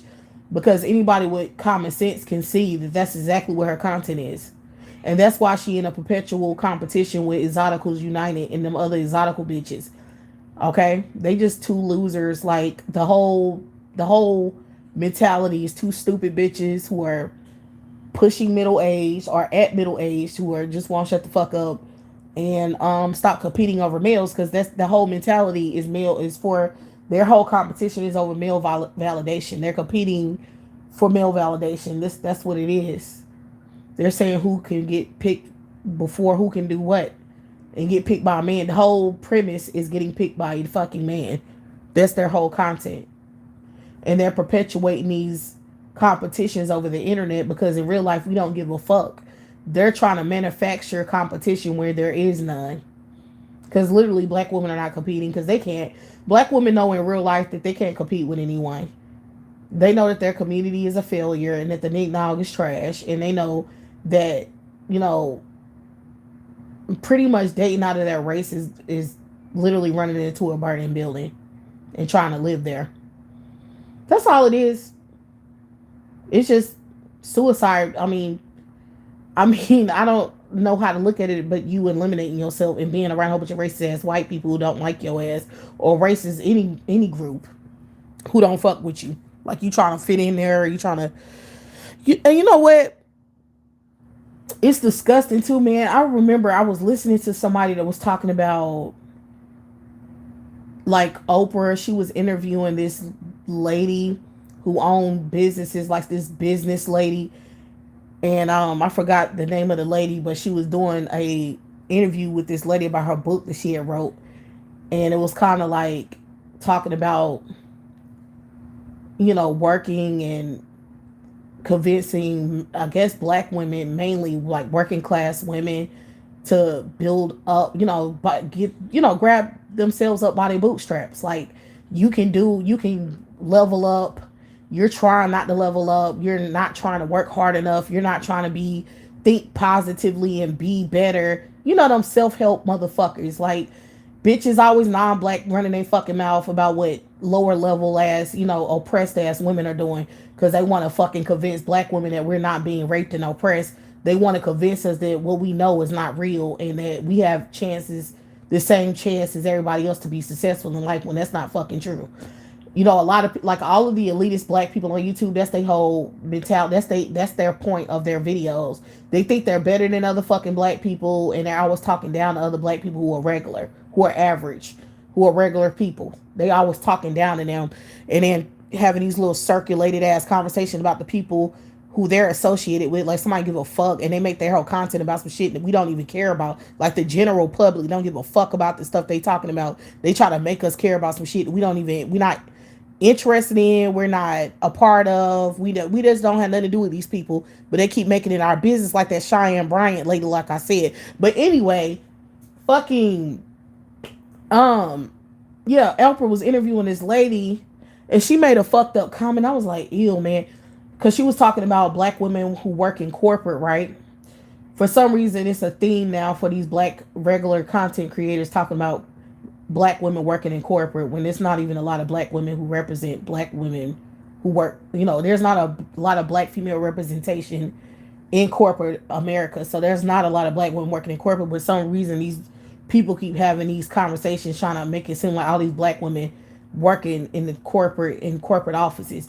But I think what's happening is, first of all, a lot of black women don't work in corporate, but the black women who do, they're trying to make them the norm and trying to act like those black women are in large numbers and they represent the general black community, when the fuck they don't. And then they're trying to make an argument about why those black women are not moving up the corporate ladder. Like they're trying to make it seem like, because those supposed to be represent the successful black women who are not working class, right? So they trying to use them to, you know, make it seem like a lot of black women are on that level, right? They work on that kind of level, make that kind of money. But really, those black women not really making that much money because they're not moving up the corporate ladder. They like kind of staying stagnant in the same position. And they trying to make those women think, oh yeah, if I work hard enough and do this, that, and the third, I'll get to the next level of success or whatever. And it's like a game they playing with those women, making them think that they're not being fucked with. Like they're not trying to, you know, the company ain't trying to keep them on a certain level to make sure that they the fucking little lapdog for all the other people on a higher level than them. You know what I'm saying? They want them to think that they have a chance of being just as successful as everyone else working in these corporate offices, when the fuck they're not. Because you always see black women complaining about working corporate. because they can't never climb up. They can't never be on a certain level, be respected on a certain level. So they be getting frustrated about it, and it's people trying to, control a narrative about it, because really they're getting fucked with like working class black women. They essentially in the same situation as a working class black. They just make a little bit of more money, but they're not making the money that they should be making. So they still being discriminated against financially, and they try to make excuses for it. So, but the thing that the lady said, that the woman that wrote the book, who Oprah was interviewing, she made this comment about, oh, you women need to get back in the but I think she was mainly talking about black women, because she's talking to Oprah, but she was like, black women need to get back basically in the working place and stop working from home, because you can't really climb up the corporate ladder if you're at home and you're not meeting men and flirting and trying to get yourself seen. And I was like, what the fuck kind of rapist ass shit did she just say? And it made me realize that black women on a certain level, they're worse than working class. I mean, even though they're making more money, they're in a worse situation than working class women. Because working class black women, they can do whatever the fuck they want to. People can't tell us what to do. You know what I'm saying? Like, we're not you can't tell us who to date, and trying to influence us to flirt our way to the top and kiss all this ass and be a tip drill for the office just so we can climb up. Like, I couldn't believe that lady said that, and it just, like I said, it just let me know what type of shit black women who work in corporate or working white collar jobs, like what kind of shit they have to deal with, like what kind of rape culture and rape environment they're in, where you have a bitch who's a lady that's in power, like she is a fucking CEO, like she running a company, and she trying to convince the black women to hold themselves to the top. Bitch, what kind of shit? Like, I don't even know what to say. It's like, it's so nasty how they be trying to rape black women. Like, they really be trying to force black women into sexual interactions they don't want to be in, force them to date when they don't want to date, force them to interact with people, trying to fucking sexual, trying to, I mean, it's just nasty. And I'm like, the fuck, working class black women are way better off. Like, I don't even think black women should try to climb, like, try to work in corporate. If they on that type of time, yeah, girl, maybe you should just work regular jobs. Seriously, where these rapists can't tell you who to date and how to get your way, how to climb your way up in a company. Like, and maybe you should work regular so you don't have to deal with that kind of shit, because that sounds like some rape shit. And I believe that's what's going on in corporate America. I really do. Like, they not, if they're, you have to understand how the system works and how these fucking white males run the system. If they're giving money to black women, they're allowing black women to make a certain amount of money, they're not going to let them date who they want and do what they want. They want to completely control any black person with money. It's the same thing they do with Nick Knowles, who are like celebrity status, making six figures and up. They do the same thing with them. They want to make sure they circulating their money back to the white community. So I'm pretty sure they're doing that on a corporate level too. So they trying to make black women like have to sleep their way to the top. And you have non-black bitches a part of it. Like, they understand how the system is, and they trying to help perpetuate it by making black women think that they don't have any sexual autonomy in the fucking, they don't have a right to work from home. They don't have a right to exclude themselves from the workplace. They want to physically control black women, physically being in black women's physical space and being invasive on their sexual preferences and their damn social life. And that's a part of being a part of corporate, is they have a right to control your social life, your social personal relationships, which is disgusting. But I mean, if you look at it, that's exactly what be going on, because they only socialize with certain groups of people. They usually have a lot of white associates that they deal with on a day-to-day basis, and they really kind of weird. That's why I don't fuck with black people who are white on that kind of level, like, or working corporate. or I just can't I can't deal with that, because I've been around a lot of black people like that, because my mom, she's college educated, she worked around a lot of people, and they just rub me the wrong way. And all of her, the people that she worked with in her life, like, who are like that, they just really, I don't know, they weird. They do act, they socially awkward, and they seem really controlled. It's almost like they really educated, but they like children. They like really conservative in a way where they don't talk a certain way, they don't make certain comments, they're very cautious. It's the way their work life is kind of bleeds into their actual everyday life. Like the way they talk at the office to strangers, they end up talking like that to regular family members and friends, and they be they be fucked up. I just always notice that shit about people who work in corporate. Like, you know what I'm saying, that they kind of weird, and they're not socially aware, and they can't be socially aware because that'll affect their employment, so they usually try to act really neutral about a lot of shit. But I didn't understand the sexual aspect. You know what I'm saying? That's just something I'm coming to understanding about now. I know socially they're isolated, socially they're controlled, but they controlled on sexual level too. Like, these people that run these fucking non-black people that work in these corporate offices and shit, these are rapists, and they be trying to rape black women on every level. Like, I thought it was just working class black women who they were trying to control, but really, if you work on a certain level and make a certain amount of money, you're gonna be controlled there too. That's the point. There's no way for black women to get out of this rape thing. Like, where people trying to control your fucking life, control your finances, and control what you do sexually. Like, there's no way out of it. I don't give a fuck how much you go to school, how educated you become. It ain't no way around this shit. The only way, in my opinion, around it is really um working a regular job and staying single and not fucking with no males and refusing to date them. Like, just literally practicing abstinence and being serious about it, or becoming a lesbian. Like, that's the only two options you really fucking have in order to escape that kind of.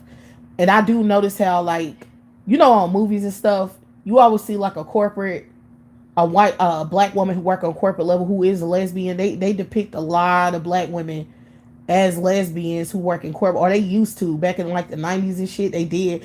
And I always was thinking that, like, why are they always lesbians with bald heads, like, or short haircuts? And I mean, now it makes sense. I was like, just had an epiphany about it. I was like, oh shit, this is why, the women who work on that level are always like, I don't even know if they real lesbians, but they probably are. But they could be just pretending to be a lesbian to be left the fuck alone, because they always have people trying to sexually control or influence them a certain way, like to date certain people or be a certain way. So maybe if a black woman, is a lesbian, they are less invasive if she says she's a lesbian. Like, that makes them less invasive on who her dating life and who she's socializing with, because she don't even like men, and that makes her less threatening in the office. Plus it make her less threatening to white bitches, because she's saying, well, I'm a lesbian, I don't fuck with men, so you ain't never got to worry about me trying to be cute around the office to these white males and shit. I don't want them fucking with me. I know if I was a black woman that work in corporate, I would say I'm a lesbian too, because I wouldn't want shit to do with none of these people, like, being in my business. Like, bitch, I'm here to make money, I ain't here to do nothing else. You know what I'm saying? Like, I'm legit here to make money and do my job. Get the fuck out of my face otherwise. You understand? Like, but I'm just thinking about it. All of this is starting to make sense. It's just disgusting. And how these non-black women are a part of it sickens me to the core. Like, they fucking white women are rapists. Like, non-black women are really obsessed with black women sexually, like what we're doing sexually. I swear. Like, I really need to really realize that as a fact. This shit ain't no game. Because the fact that bitch said that, I'm like, bitch, did you just say what I think? You really just said this to the public whole? Like, this is a real interview. This shit is real. This ain't fake. This is rich. You really made that comment, bitch. You told black women they need to go back to the workplace because they need to be, more flirtatious, and they need to meet men and What the fuck does meeting men have to do with these black women doing their fucking jobs? Like, why the fuck is your dusty ass worried about it, bitch? You should be worrying about whether the job is getting done and your company is meeting quota or whatever the fuck it is you're supposed to be caring about, bitch. Why the hell is you worrying about what black women are doing socially, bitch? Like, why did they come out of your mouth? The hell, what business is it of yours? What the hell a black woman is deciding to do with her fucking personal space and time? Like, that shit disgusted me. Oh, and then I remember this movie. Oh my god, they even be depicting this shit in film because I remember this movie I saw with Vivica Fox. I forgot what the movie was called, but she was a corporate office working business black woman or some shit, and they were trying to force her to date a dude. And that was the main point of the movie. Like, they was trying to get her to date somebody. Like, the boss of her company was trying to get her to date this man because they wanted her to be with a man. They wanted her to be married, and the whole thing was them trying to introduce this man that they thought that she was gonna, like, and trying to basically threaten her with her employment if she didn't find somebody. And I was like, what the fuck? And then I seen another movie with Kelly Rowland and Method Man where she was working in a corporate company, and her boss did the same shit. Like, she had this ex dude that she was dealing with, and then they tried to force her to work with him on projects, and they was trying to make it look romantic and cute. Like, oh, we trying to get them back together. Why the fuck are y'all worried about what the hell she doing and who she like and who she fuck with? Like, y'all, these people are sick, man. Like, no, I'm not talking about Two Can Play That Game. That's not the movie I'm talking about. The movie I'm talking about is a Lifetime movie, and I forgot what it's called. But Two Can Play That Game does not have nothing to do with Vivica Fox being forced to date Morris Chestnut. Vivica Fox met Morris Chestnut in a club with her friends, and she decided she wanted to fuck with him because he was fine as fuck, and he had money, and worked in corporate office too. Had a good job. So yeah, I know Two Can Play That Game. That's one of, well, I ain't gonna say that's one of my favorite movies, but it was a good black movie. So I know that movie from front to back, back to front. I know the whole plot of that movie, and they ain't had shit to do with what I'm talking about. And the movie I'm talking about, Vivica was older. Like, this is something recent in the last, like, I want to say about 5 years.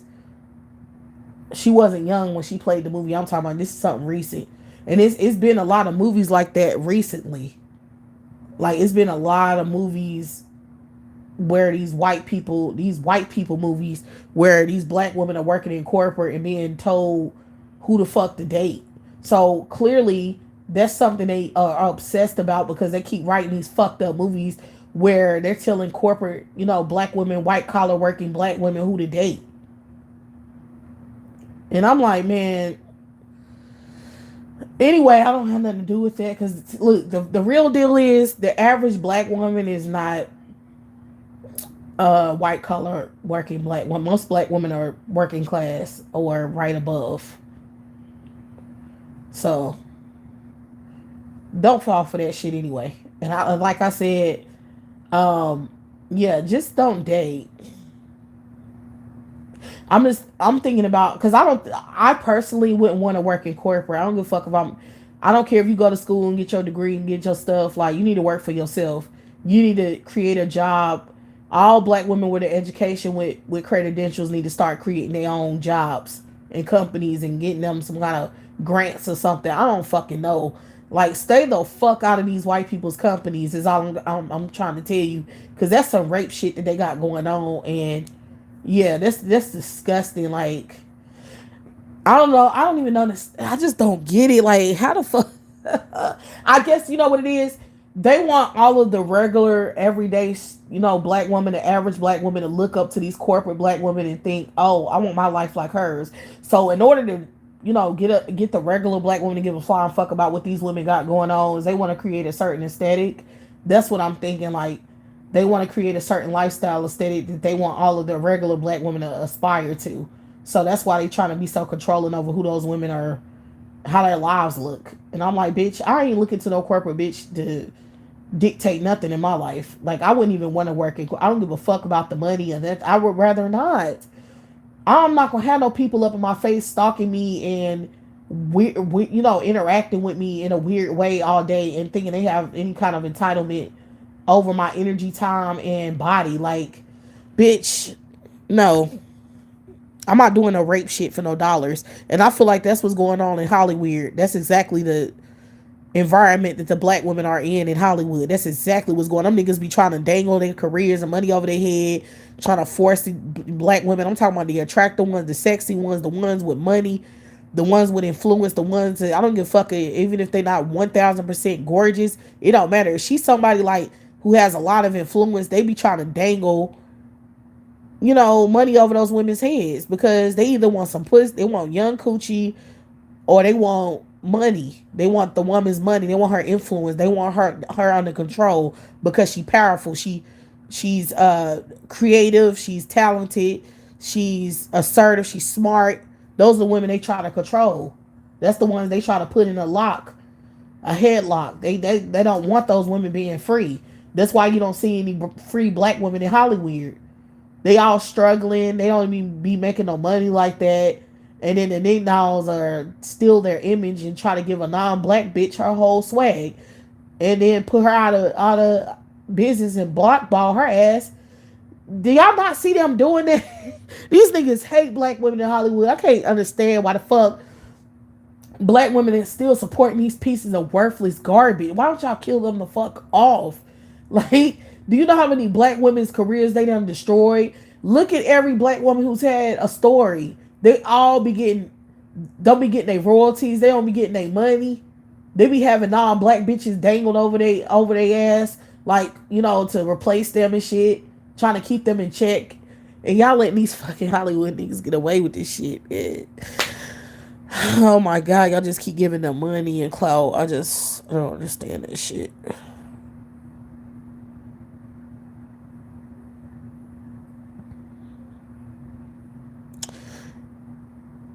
Right, they want black women fat, poor, and stressed. Anything else is a threat. I'm telling you, bitch. That's facts. That is it. That's it. That's it. That is it. That is it. Tell me that that's not what it is. Anything where you're living good, you're doing well, you're financially you're financially good, you have complete autonomy. You can say yes, no, bitch. I ain't doing. You have power. Anything in that kind of, any black woman living like that, they want to destroy. I promise y'all, they want to destroy her. They want her ass. First of all, they don't want her influencing other black women to live like her. That's number one. So they like, nah, bitch. Like, you're not going to influence other black women to live a carefree ass life of having full autonomy and money. Oh, hell nah, bitch. We got to do something to take this hoe out. Yeah. It is slavery revised. It's not even revised. It's like literally the plantation never. Okay, like I said, the boomer during the civil rights, that was the only little calm time in society, in the world. In a time period, that was the only time period where shit had died down with the misogyny and racism. Right. That was them acknowledging, oh yeah, this shit going too far. Black people were on code with fighting against it, right? Bitch, as soon as the pin dropped, they was back at bullshit, like trying to fuck us up. I'm telling you. As soon as they was like, okay, let's let these bitches think everything good. Maybe if they think, they don't have to deal with these things and things are changing, maybe they'll just do it naturally. Maybe if we let them have a little bit of power and a little leg room, you know what I'm saying? Maybe they'll just do what we want. Maybe they'll do exactly what we, because they was using the TV. They was using brainwashing to try to get us to do certain shit. What happened was the brainwashing stopped working, and then they was like, okay, bitch, we're going back to square one. I'm telling you, because didn't all of this shit start in the late 90s? It did, especially in Hollywood. I don't know about corporate America and all that garbage, but I know in Hollywood, that's definitely when it started. In the 90s is when you had seen the black women the freest at that time. Is that not true? Black women were doing really well in the 90s. Like, our image, we were doing what we want. We were powerful. We were climbing up. And then right when the fuck they saw that, did they not try to start trying to put us in competition with non-black bitches? Yeah. They started working on us millennials. All of that shit, that colorism shit, was directed at us millennials because they was like, okay, we got to control the next generation of black bitches. Like, okay, we let these boomers, have their little time or whatever the hell, but we're gonna work on these millennials. We need them to be insecure and desperate and popping out these babies and being pathetic, like, because I feel like in the late '90s is when they started this colorism thing where they trying to make black women compete with non-black women.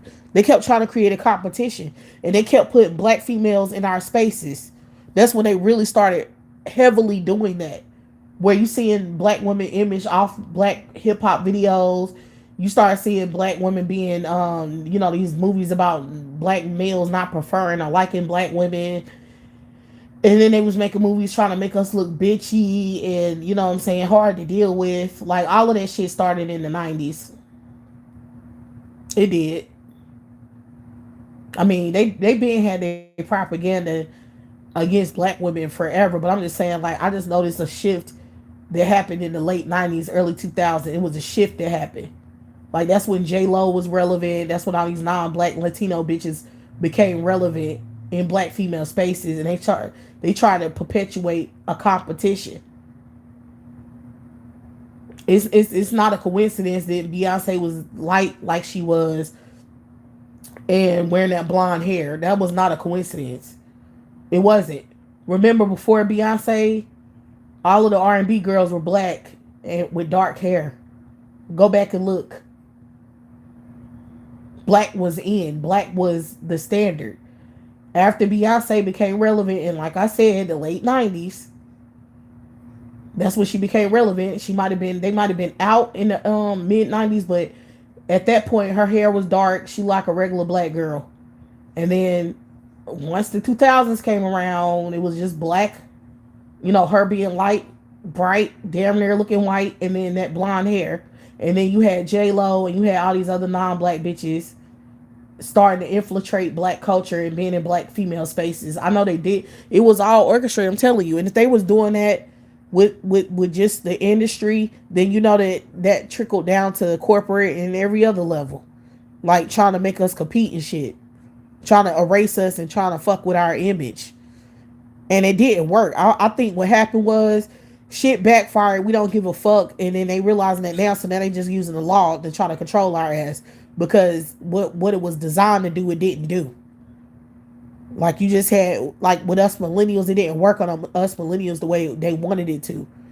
You know what I'm saying? So, control black women, or they was trying to focus on us millennials. They wanted us heavily to be brainwashed with that, competing with non-black women and shit. Like, they wanted us to be obsessed with that. Because I swear they started heavily pushing that shit then, and then they just been pushing it even more and more throughout the 2000s. Like, they did. And it was like, bitch, we don't give a fuck. You know what I'm saying? Like, they thought that shit was doing something. Then on social media, y'all know it was a plan, because on social media, they started doing the same shit on social media. That's why you had the manosphere. That's why you have the gender war and all that shit. These niggas started, these males being perpetuating this shit, and it didn't go in their fucking favor, because now they're not wanted. Nobody want to fuck them. Nobody like them. Nobody care. And they thought it was going to do the opposite, like make somebody give a shit, and it didn't do that. I'm telling you, this been a scam and a scheme from these bitch ass males, like, for a long time. A really long, this shit been something they was trying to perpetuate for a long time, way longer than we realized. And all they gave a fuck about is trying to stop black women from having power. That's all this shit is about, is these males trying to have control of our ass. You know what I'm saying? That's what it is. Trying to keep us in our place, trying to keep us in control and not having power, and not being able to influence anyone or have any voice or have any leverage or power. That's it. That's what it's all about.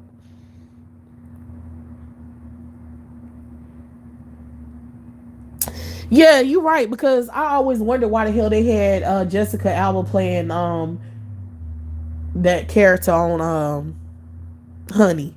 Like, why didn't they replace the character with a black girl? Why did they have Jessica Alba playing that role when that role was originally meant for a black woman. I always thought that was retarded because Jessica Alba's ass couldn't even dance with her corny ass. Like, why in the fuck would they give a role that specifically calls for being able to dance and all of that? Why would the hell would you give it to a non-dancer? Like, that whole thing was dumb as hell.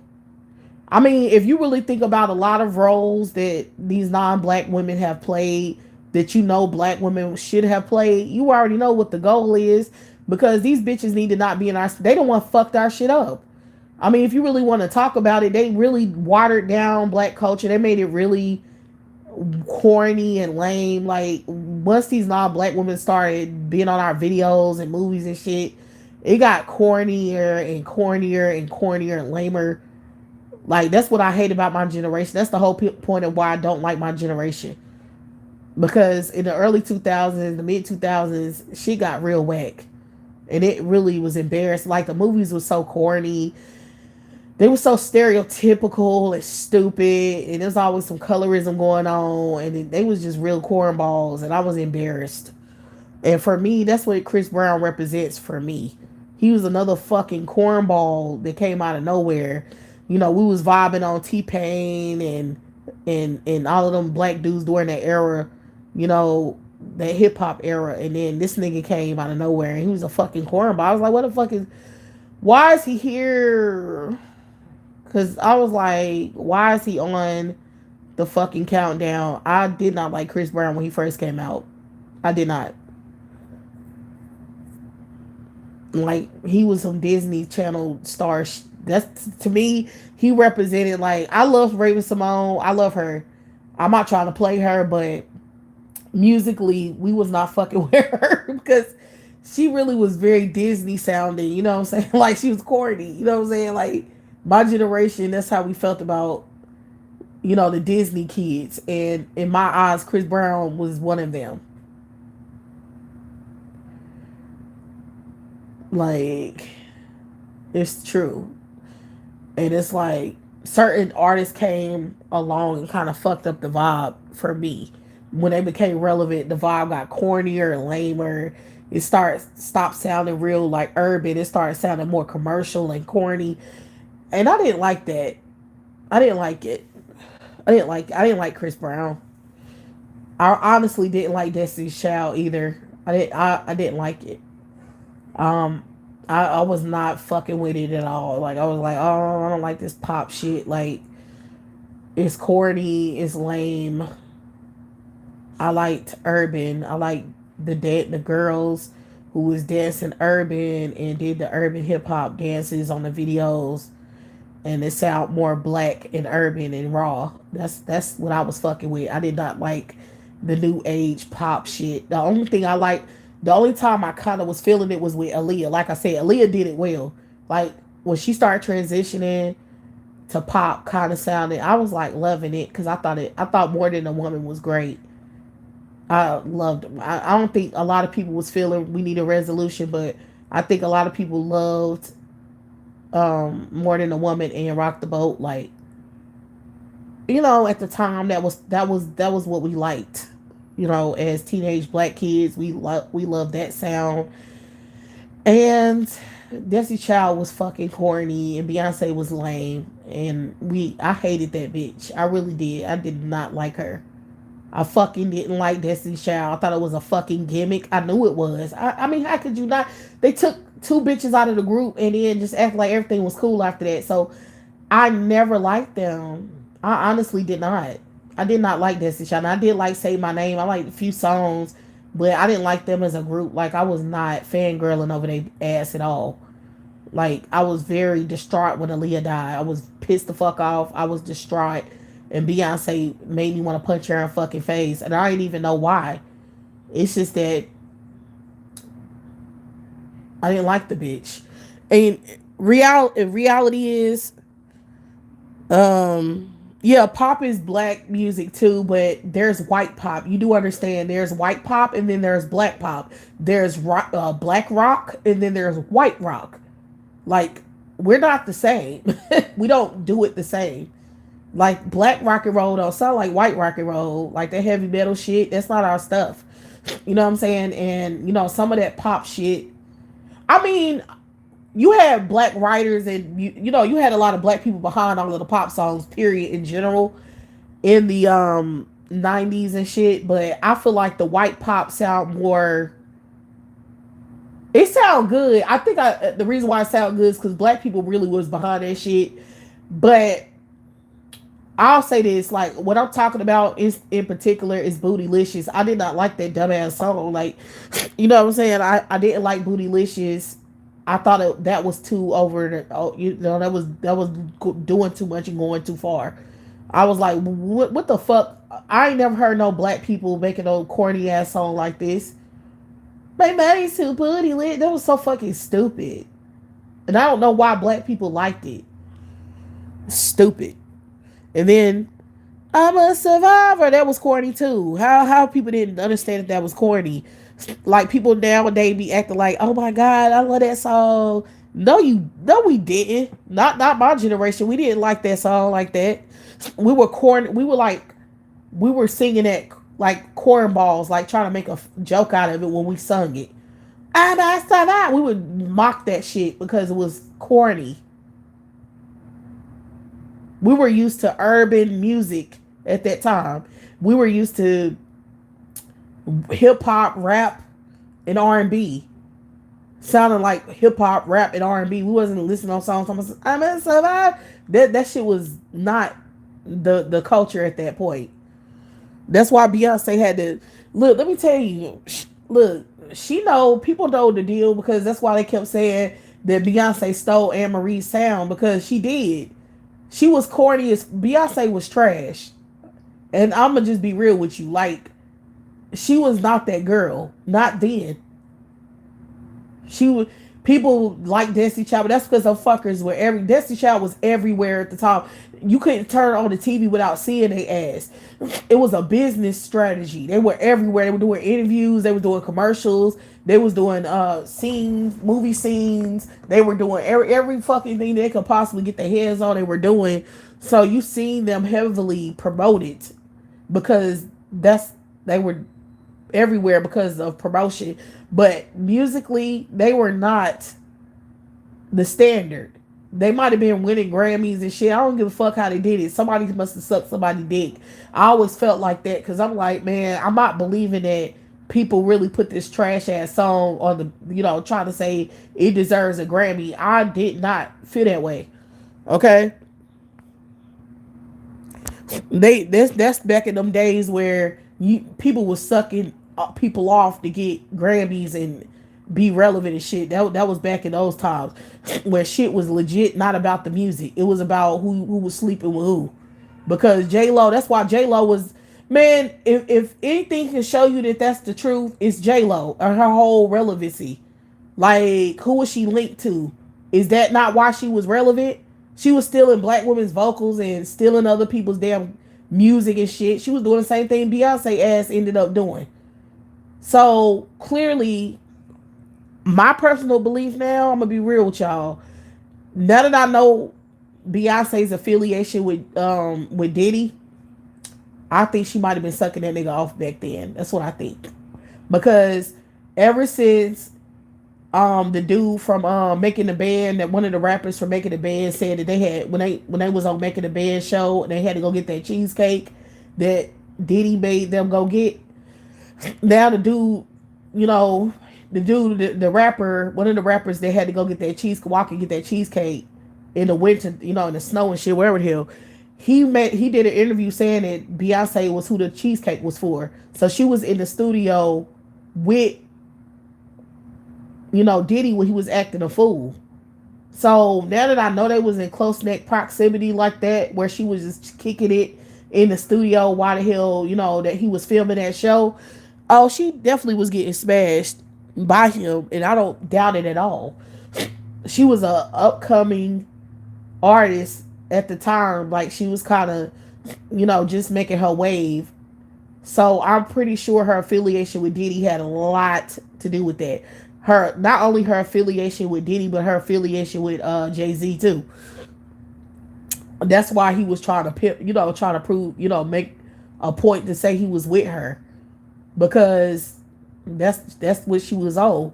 She was probably getting double teamed by both of those niggas. That's what I think. Like, I believe that she was getting ran through. That's what I think. We wanted to believe that Beyonce wasn't on that type of time. We wanted to believe that her daddy was protecting her, because that's how they made it look on TV. Is like, oh, my mom is here. She's my stylist, and my mommy and my daddy. I'm sheltered, bitch. No, that's what they wanted us to believe. That's not what the hell was going on at all. I don't believe that shit anymore at all. Like, the fuck, she was she was slurping her way to the top. Ain't nobody gonna never convince me. That's why she was able to steal other people's music and shit. That's why she was able to steal like that. Because, when you have leverage, people can be like, nah, I don't want that person to have that shit. I want her to have it. I don't want that person to, have that track. I want my person to have that track. Like, everybody that was associated with Diddy, any female that was associated with Diddy's ass during that time were, doing well in the industry, like musically. Anybody he had any dealings with were doing good. So it's clear that they were fucking their way to the top, because we know what Diddy is about. Diddy is about, you gonna fuck him to get your, whatever he wants you to do, you gonna do that in order to get leveled up.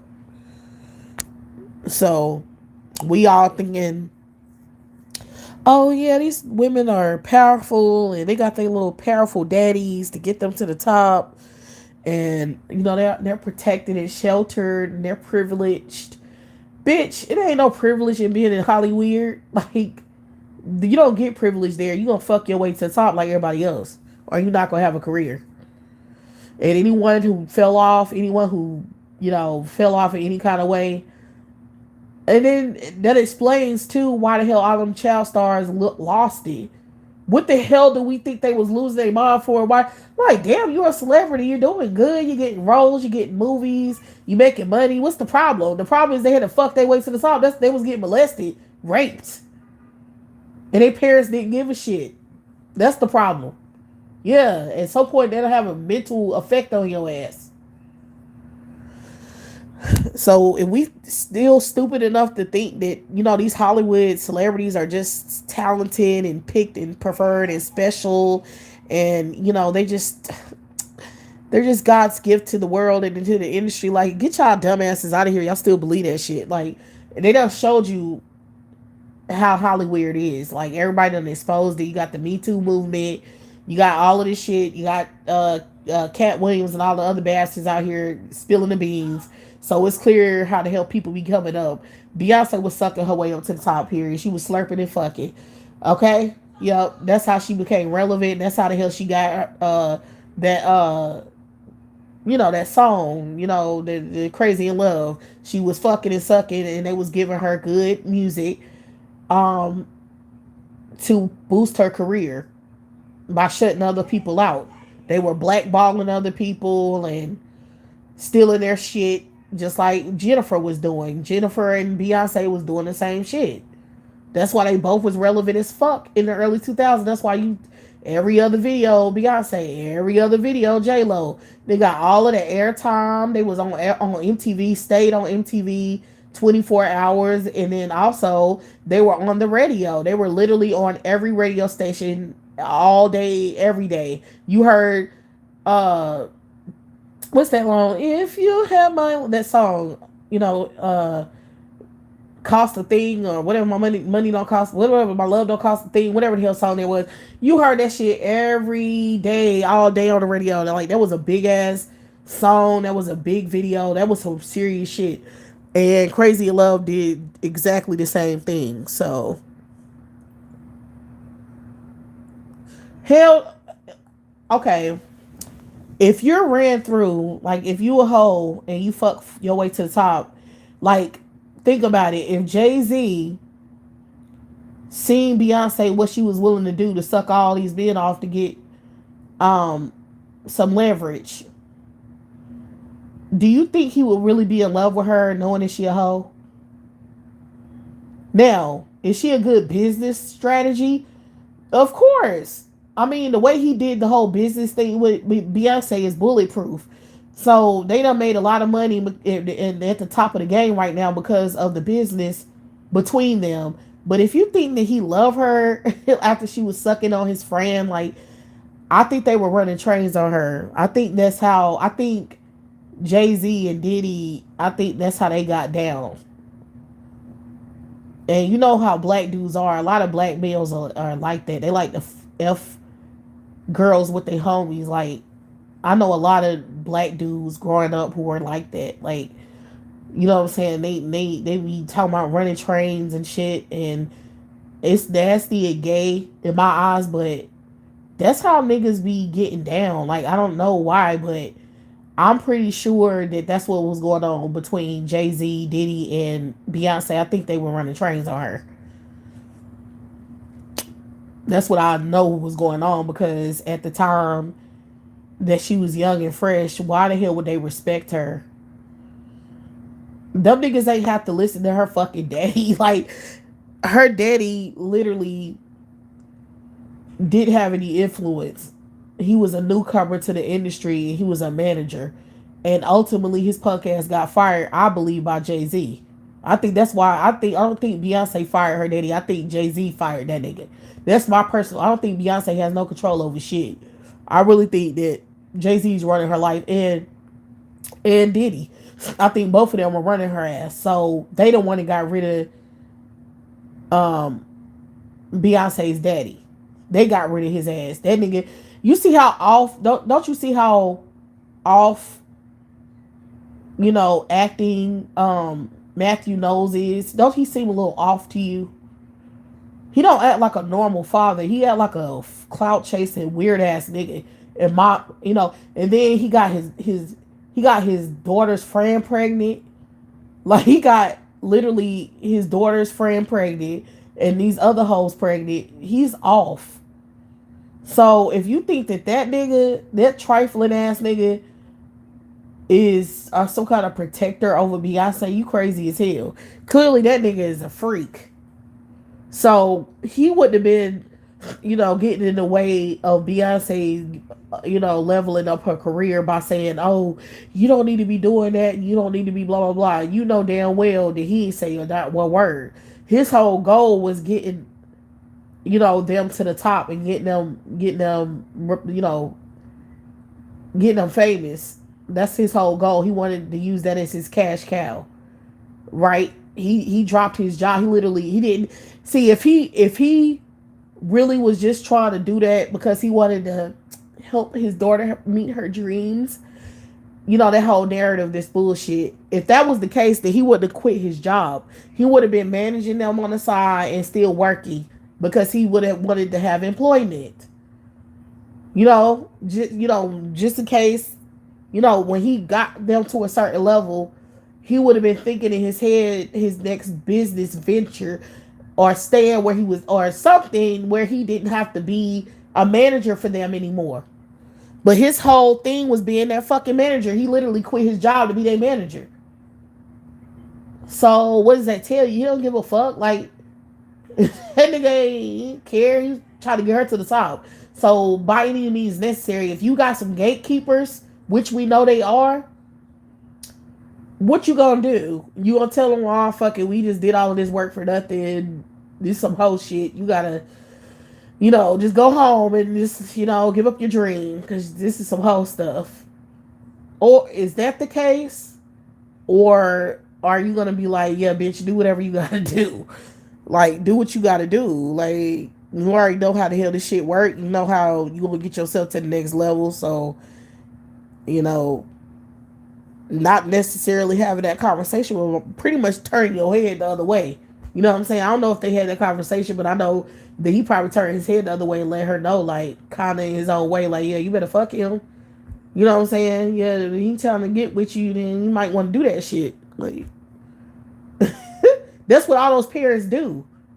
All that sex trafficking shit, that's what it is. They like working with their kids to get their kids famous, and then they get to that point where the kid has to hold themselves for a clout, and then they have to turn a blind eye, because if they don't, then all of that work was for nothing. And then the fact that people getting sold out by their parents like that is what's fucking them up. That's what make them go to drugs and lose their minds, because they like, damn, my mama and daddy sold me out. They pimped me out. They didn't care to protect me. They literally let me F for money. Wow. Yeah. Yeah, y'all, this is what's happening. Like, how many times these celebrities got to tell you for y'all to accept it, that this is how it goes on in the industry? This shit ain't no game. It ain't no game, y'all. They really like that. Like, Beyonce's a hoe. Sorry. I know you don't want to hear that, but it's the truth.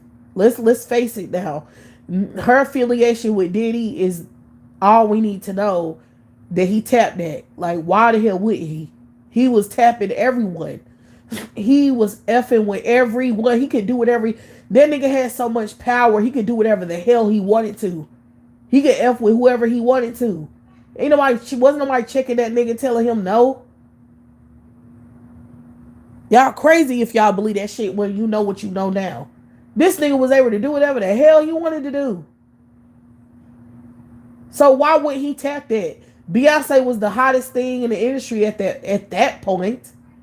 She was the it girl. So them dudes ain't doing shit but running trains on them it girls. Aaliyah probably was in that shit too.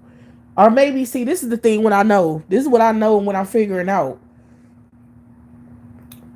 Maya says she turned Jay-Z down, and then after she turned Jay-Z down, he blackballed her, and she really wasn't able to have a big career after she turned Jay-Z down, right? So that's letting me know that that's what happens when you turn one of them fuckers down and you want to be their little tip drill.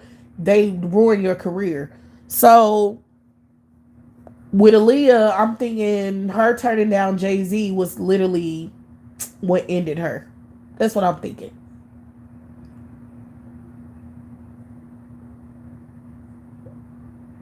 Like, she liked Dame Dash for whatever reason. He was a cornball too. But whatever in her mind, whatever was going on, I don't know if she had something going on with Jay-Z and she realized that he was fucking everybody else and trying to make her look stupid, and then she cut it off. That could have been a possibility, that he was already fucking with her, and even though the rumors are that she didn't fuck with him, she might have been fucking with him, and then she was getting played and got mad about it, and then tried to fuck with Dame Dash to piss him off. That could have been what happened. And then the rest, we know what happened. Like, this is a possibility. This is my scenario. This is what I'm thinking happened. Or it could have just been an accident, because they keep claiming that the damn her entourage was trying to get on that damn plane.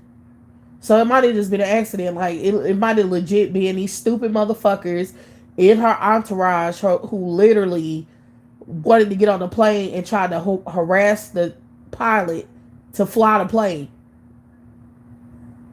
because they were legit that fucking stupid, where they was pissed off because they all was ready to go home, and they was mad, they was tired, and they was like, look, we need to go, we gotta fly, all of us gotta go. It sounds stupid to me. It always sounds dumb that you gonna put your life in danger just to go home. Like, that's the stupidest shit I ever heard. And a part of me really don't want to believe that shit. Like, I really honestly do not want to believe that happened, because it's the stupidest shit I've ever heard of somebody to do. You gonna put your life at risk, you gonna put Aaliyah's life at risk, all because you want to go home, and you don't want to wait a day to go home. Like, your dumb ass couldn't have been like, oh, okay, well, some of us got to stay behind and only few of us can fly. Well, the other ones will have to stay behind because they're not letting us on the plane. They saying it's overloaded and we don't want to put Aaliyah in danger. I really don't believe that shit. I can't wrap my head around that shit being true. So I don't think that happened. The whole thing about them dragging her on the plane, I don't believe that shit either. If anything, it was a bomb on a plane and it's not reported because they didn't want it to be reported. I'll believe that shit before I believe all the other stupid ass stories. Because that plane looked like it, I mean, it clearly exploded, but we don't know. We don't know when it exploded. So maybe it exploded in midair and they lied about it. That's the only way. That's the only thing I'm going to believe. And they had no knowledge of the plane being overloaded. Like they had no knowledge. They got on the plane and didn't have it legit no knowledge of it being overloaded, so they couldn't make a decision not to get on it because they made them think that they could get on it, and then it exploded midair, and then something I don't fucking know. Maybe it exploded in the back. Maybe somebody brought a bomb on that motherfucker. I don't know. Because I just don't want to believe that somebody was stupid enough to get on a plane that they told you had to probably tell you this shit is dangerous and we do this shit. It's overloaded. If some of y'all don't stay behind, the plane will go down. And then why the fuck would you commit suicide? Like, why the hell would you fly the plane knowing that it's going to go down? Like, who fucking does that? So my belief is that it was planned. And it was like a bomb on that plane. Something on that plane made that shit go down. And they trying to say it was overloaded. And either or it was overloaded on purpose and they did not know it was overloaded. And all of that stuff about them arguing didn't happen. They just making that shit up. They all was able to get on a plane and they were made to believe that the shit was going to fly and that no problem was going to ensue. Something like that, because I don't believe the other story because it don't make no fucking sense. All of that stuff about them giving her a pill.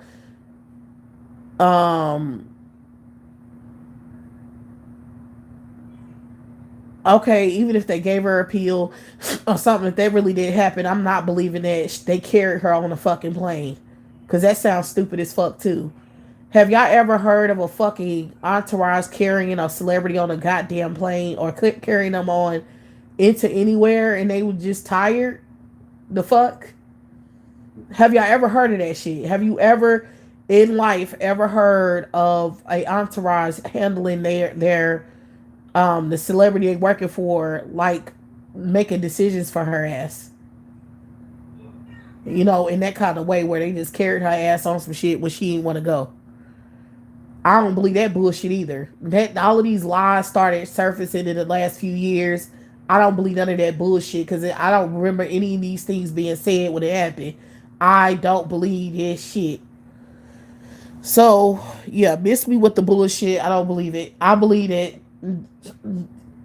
Jay-Z was mad because she started fucking with Dame and he killed her. He was that jealous and that mad that he killed her. And then that whole thing with him not wanting to work with Dame Dash was all a part of his plan. He wanted to take Aaliyah from his ass and he wanted to fuck his career up. I think he did both of those things on purpose. Like, he wanted to make sure he had a girl and he wanted to make sure he didn't have his career. That's what I believe. And I honestly believe that Dame Dash didn't give a fuck about Leah, and all of this shit about him being madly in love with her was bullshit. I believe that he would have kicked her to the side for money any day. Like, if anything came down to his money and him having a career, he would have gladly got rid of her. So, yeah, I don't believe that he was all that in love with her ass either. And he just using her for clout now because he an irrelevant ass, elderly ass man with teeth coming out of his head, and now he ain't got shit. So now I don't really love her. Whatever, he keep doing interviews, still talking about Jay-Z, still talking about Leah because he's really not relevant without talking about them. So that's what it is now. Like, he didn't give a fuck about her then. Like, we didn't see no tears shed. I remember seeing his ass on what was it, MTV MTV special on Aaliyah after she died. Not one fucking tear. Not one tear. I always noted that shit with him. Is I remember he was talking about her and he did not cry. And I remember everybody crying but his motherfucking ass. Like everybody that spoke on her actually cried. He's the only one that didn't. And I always noticed that shit. Because Missy cried, Timberland cried, DMX cried. I think Left Eye, she spoke on her and didn't cry, but I don't think Left Eye knew her like that. But she was another person that didn't cry, but I don't think she should have because she wasn't in real like close proximity to her. Also who didn't cry was Destiny's Child. They never cried. Like Beyonce didn't cry, and none of the other Destiny's Child members ever cried talking about her. But a lot, but the girl that did who did you know, they used to, the one who recently died of breast cancer, the one that used to do those talk show, the talk show host on MTV or whatever. I forgot her name, but she cried.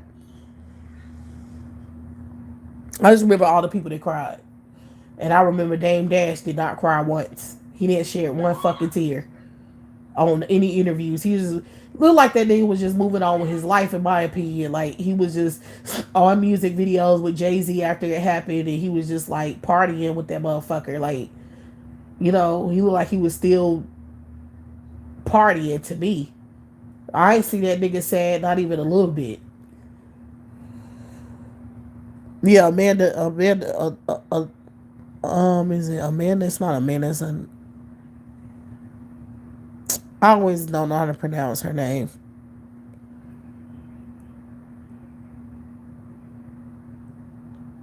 Whatever. That's her name. You said it correctly. I mean, you wrote it correctly. That's who I'm talking about. But yeah, she definitely cried. I remember everybody that cried. Like I said, like I remember the whole thing like it was yesterday because that was one of the pinnacle moments of my lifetime. Like that's something that's always gonna be a part of my life because that was my favorite singer at the time. She was my favorite.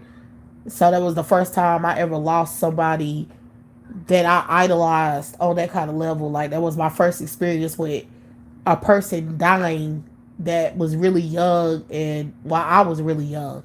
Because I really never had no real experience with somebody I knew that was really young that died. That was my first experience with that whole thing. Because I never had no friend that died or a friend of a friend that died that was close to me or nothing like that. Aaliyah felt like, she literally felt like we knew her. Like the black community felt like she was a relative. That's how special she was. Like people always felt like she was a big sister. All millennials would say, you know, it felt like she, whatever. That's what I think happened. So these niggas, y'all don't even realize how many black women these niggas took out. Y'all just don't. I don't get it. Y'all don't understand the reason why shit is the way it is now with black women being oppressed on this level where we can't make the music we want. We can't do what we want. We're always being criticized. We're always being beat up. We're always being fucking raped. We're always being controlled. Y'all don't understand that it's all orchestrated. This shit been going on for a long. These bitch ass motherfucking niggas in Hollywood been trying to orchestrate this shit, and they've been trying to control the black female collective through those women in Hollywood. Like they try to control the whole community with standards on that level. Y'all don't get it.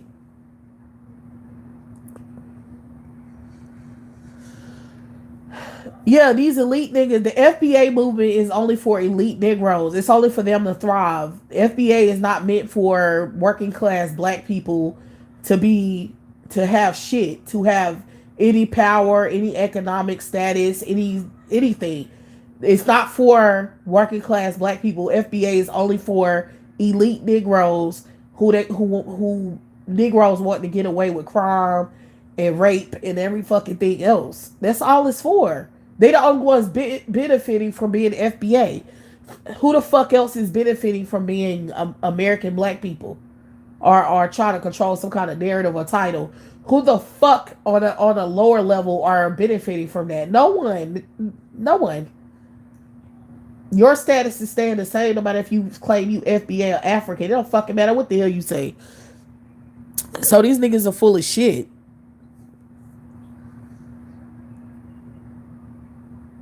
Right. They just exactly. They just need us to be perpetual mammies.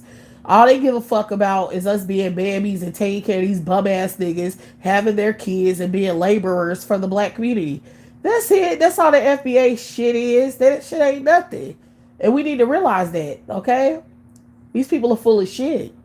Black people now on social media are just elitist motherfuckers who think they're better than other black people, who are trying to make sure that they have status over other black people. And everything they're doing is trying to fuck other people money up and competing with each other and snitching on each other and trying to fuck other people's bags up. That's what the whole shit is about. I'm telling y'all. It ain't no FBA movie. It ain't no nothing. Okay? And black women just need to stop supporting these bitch ass celebrities.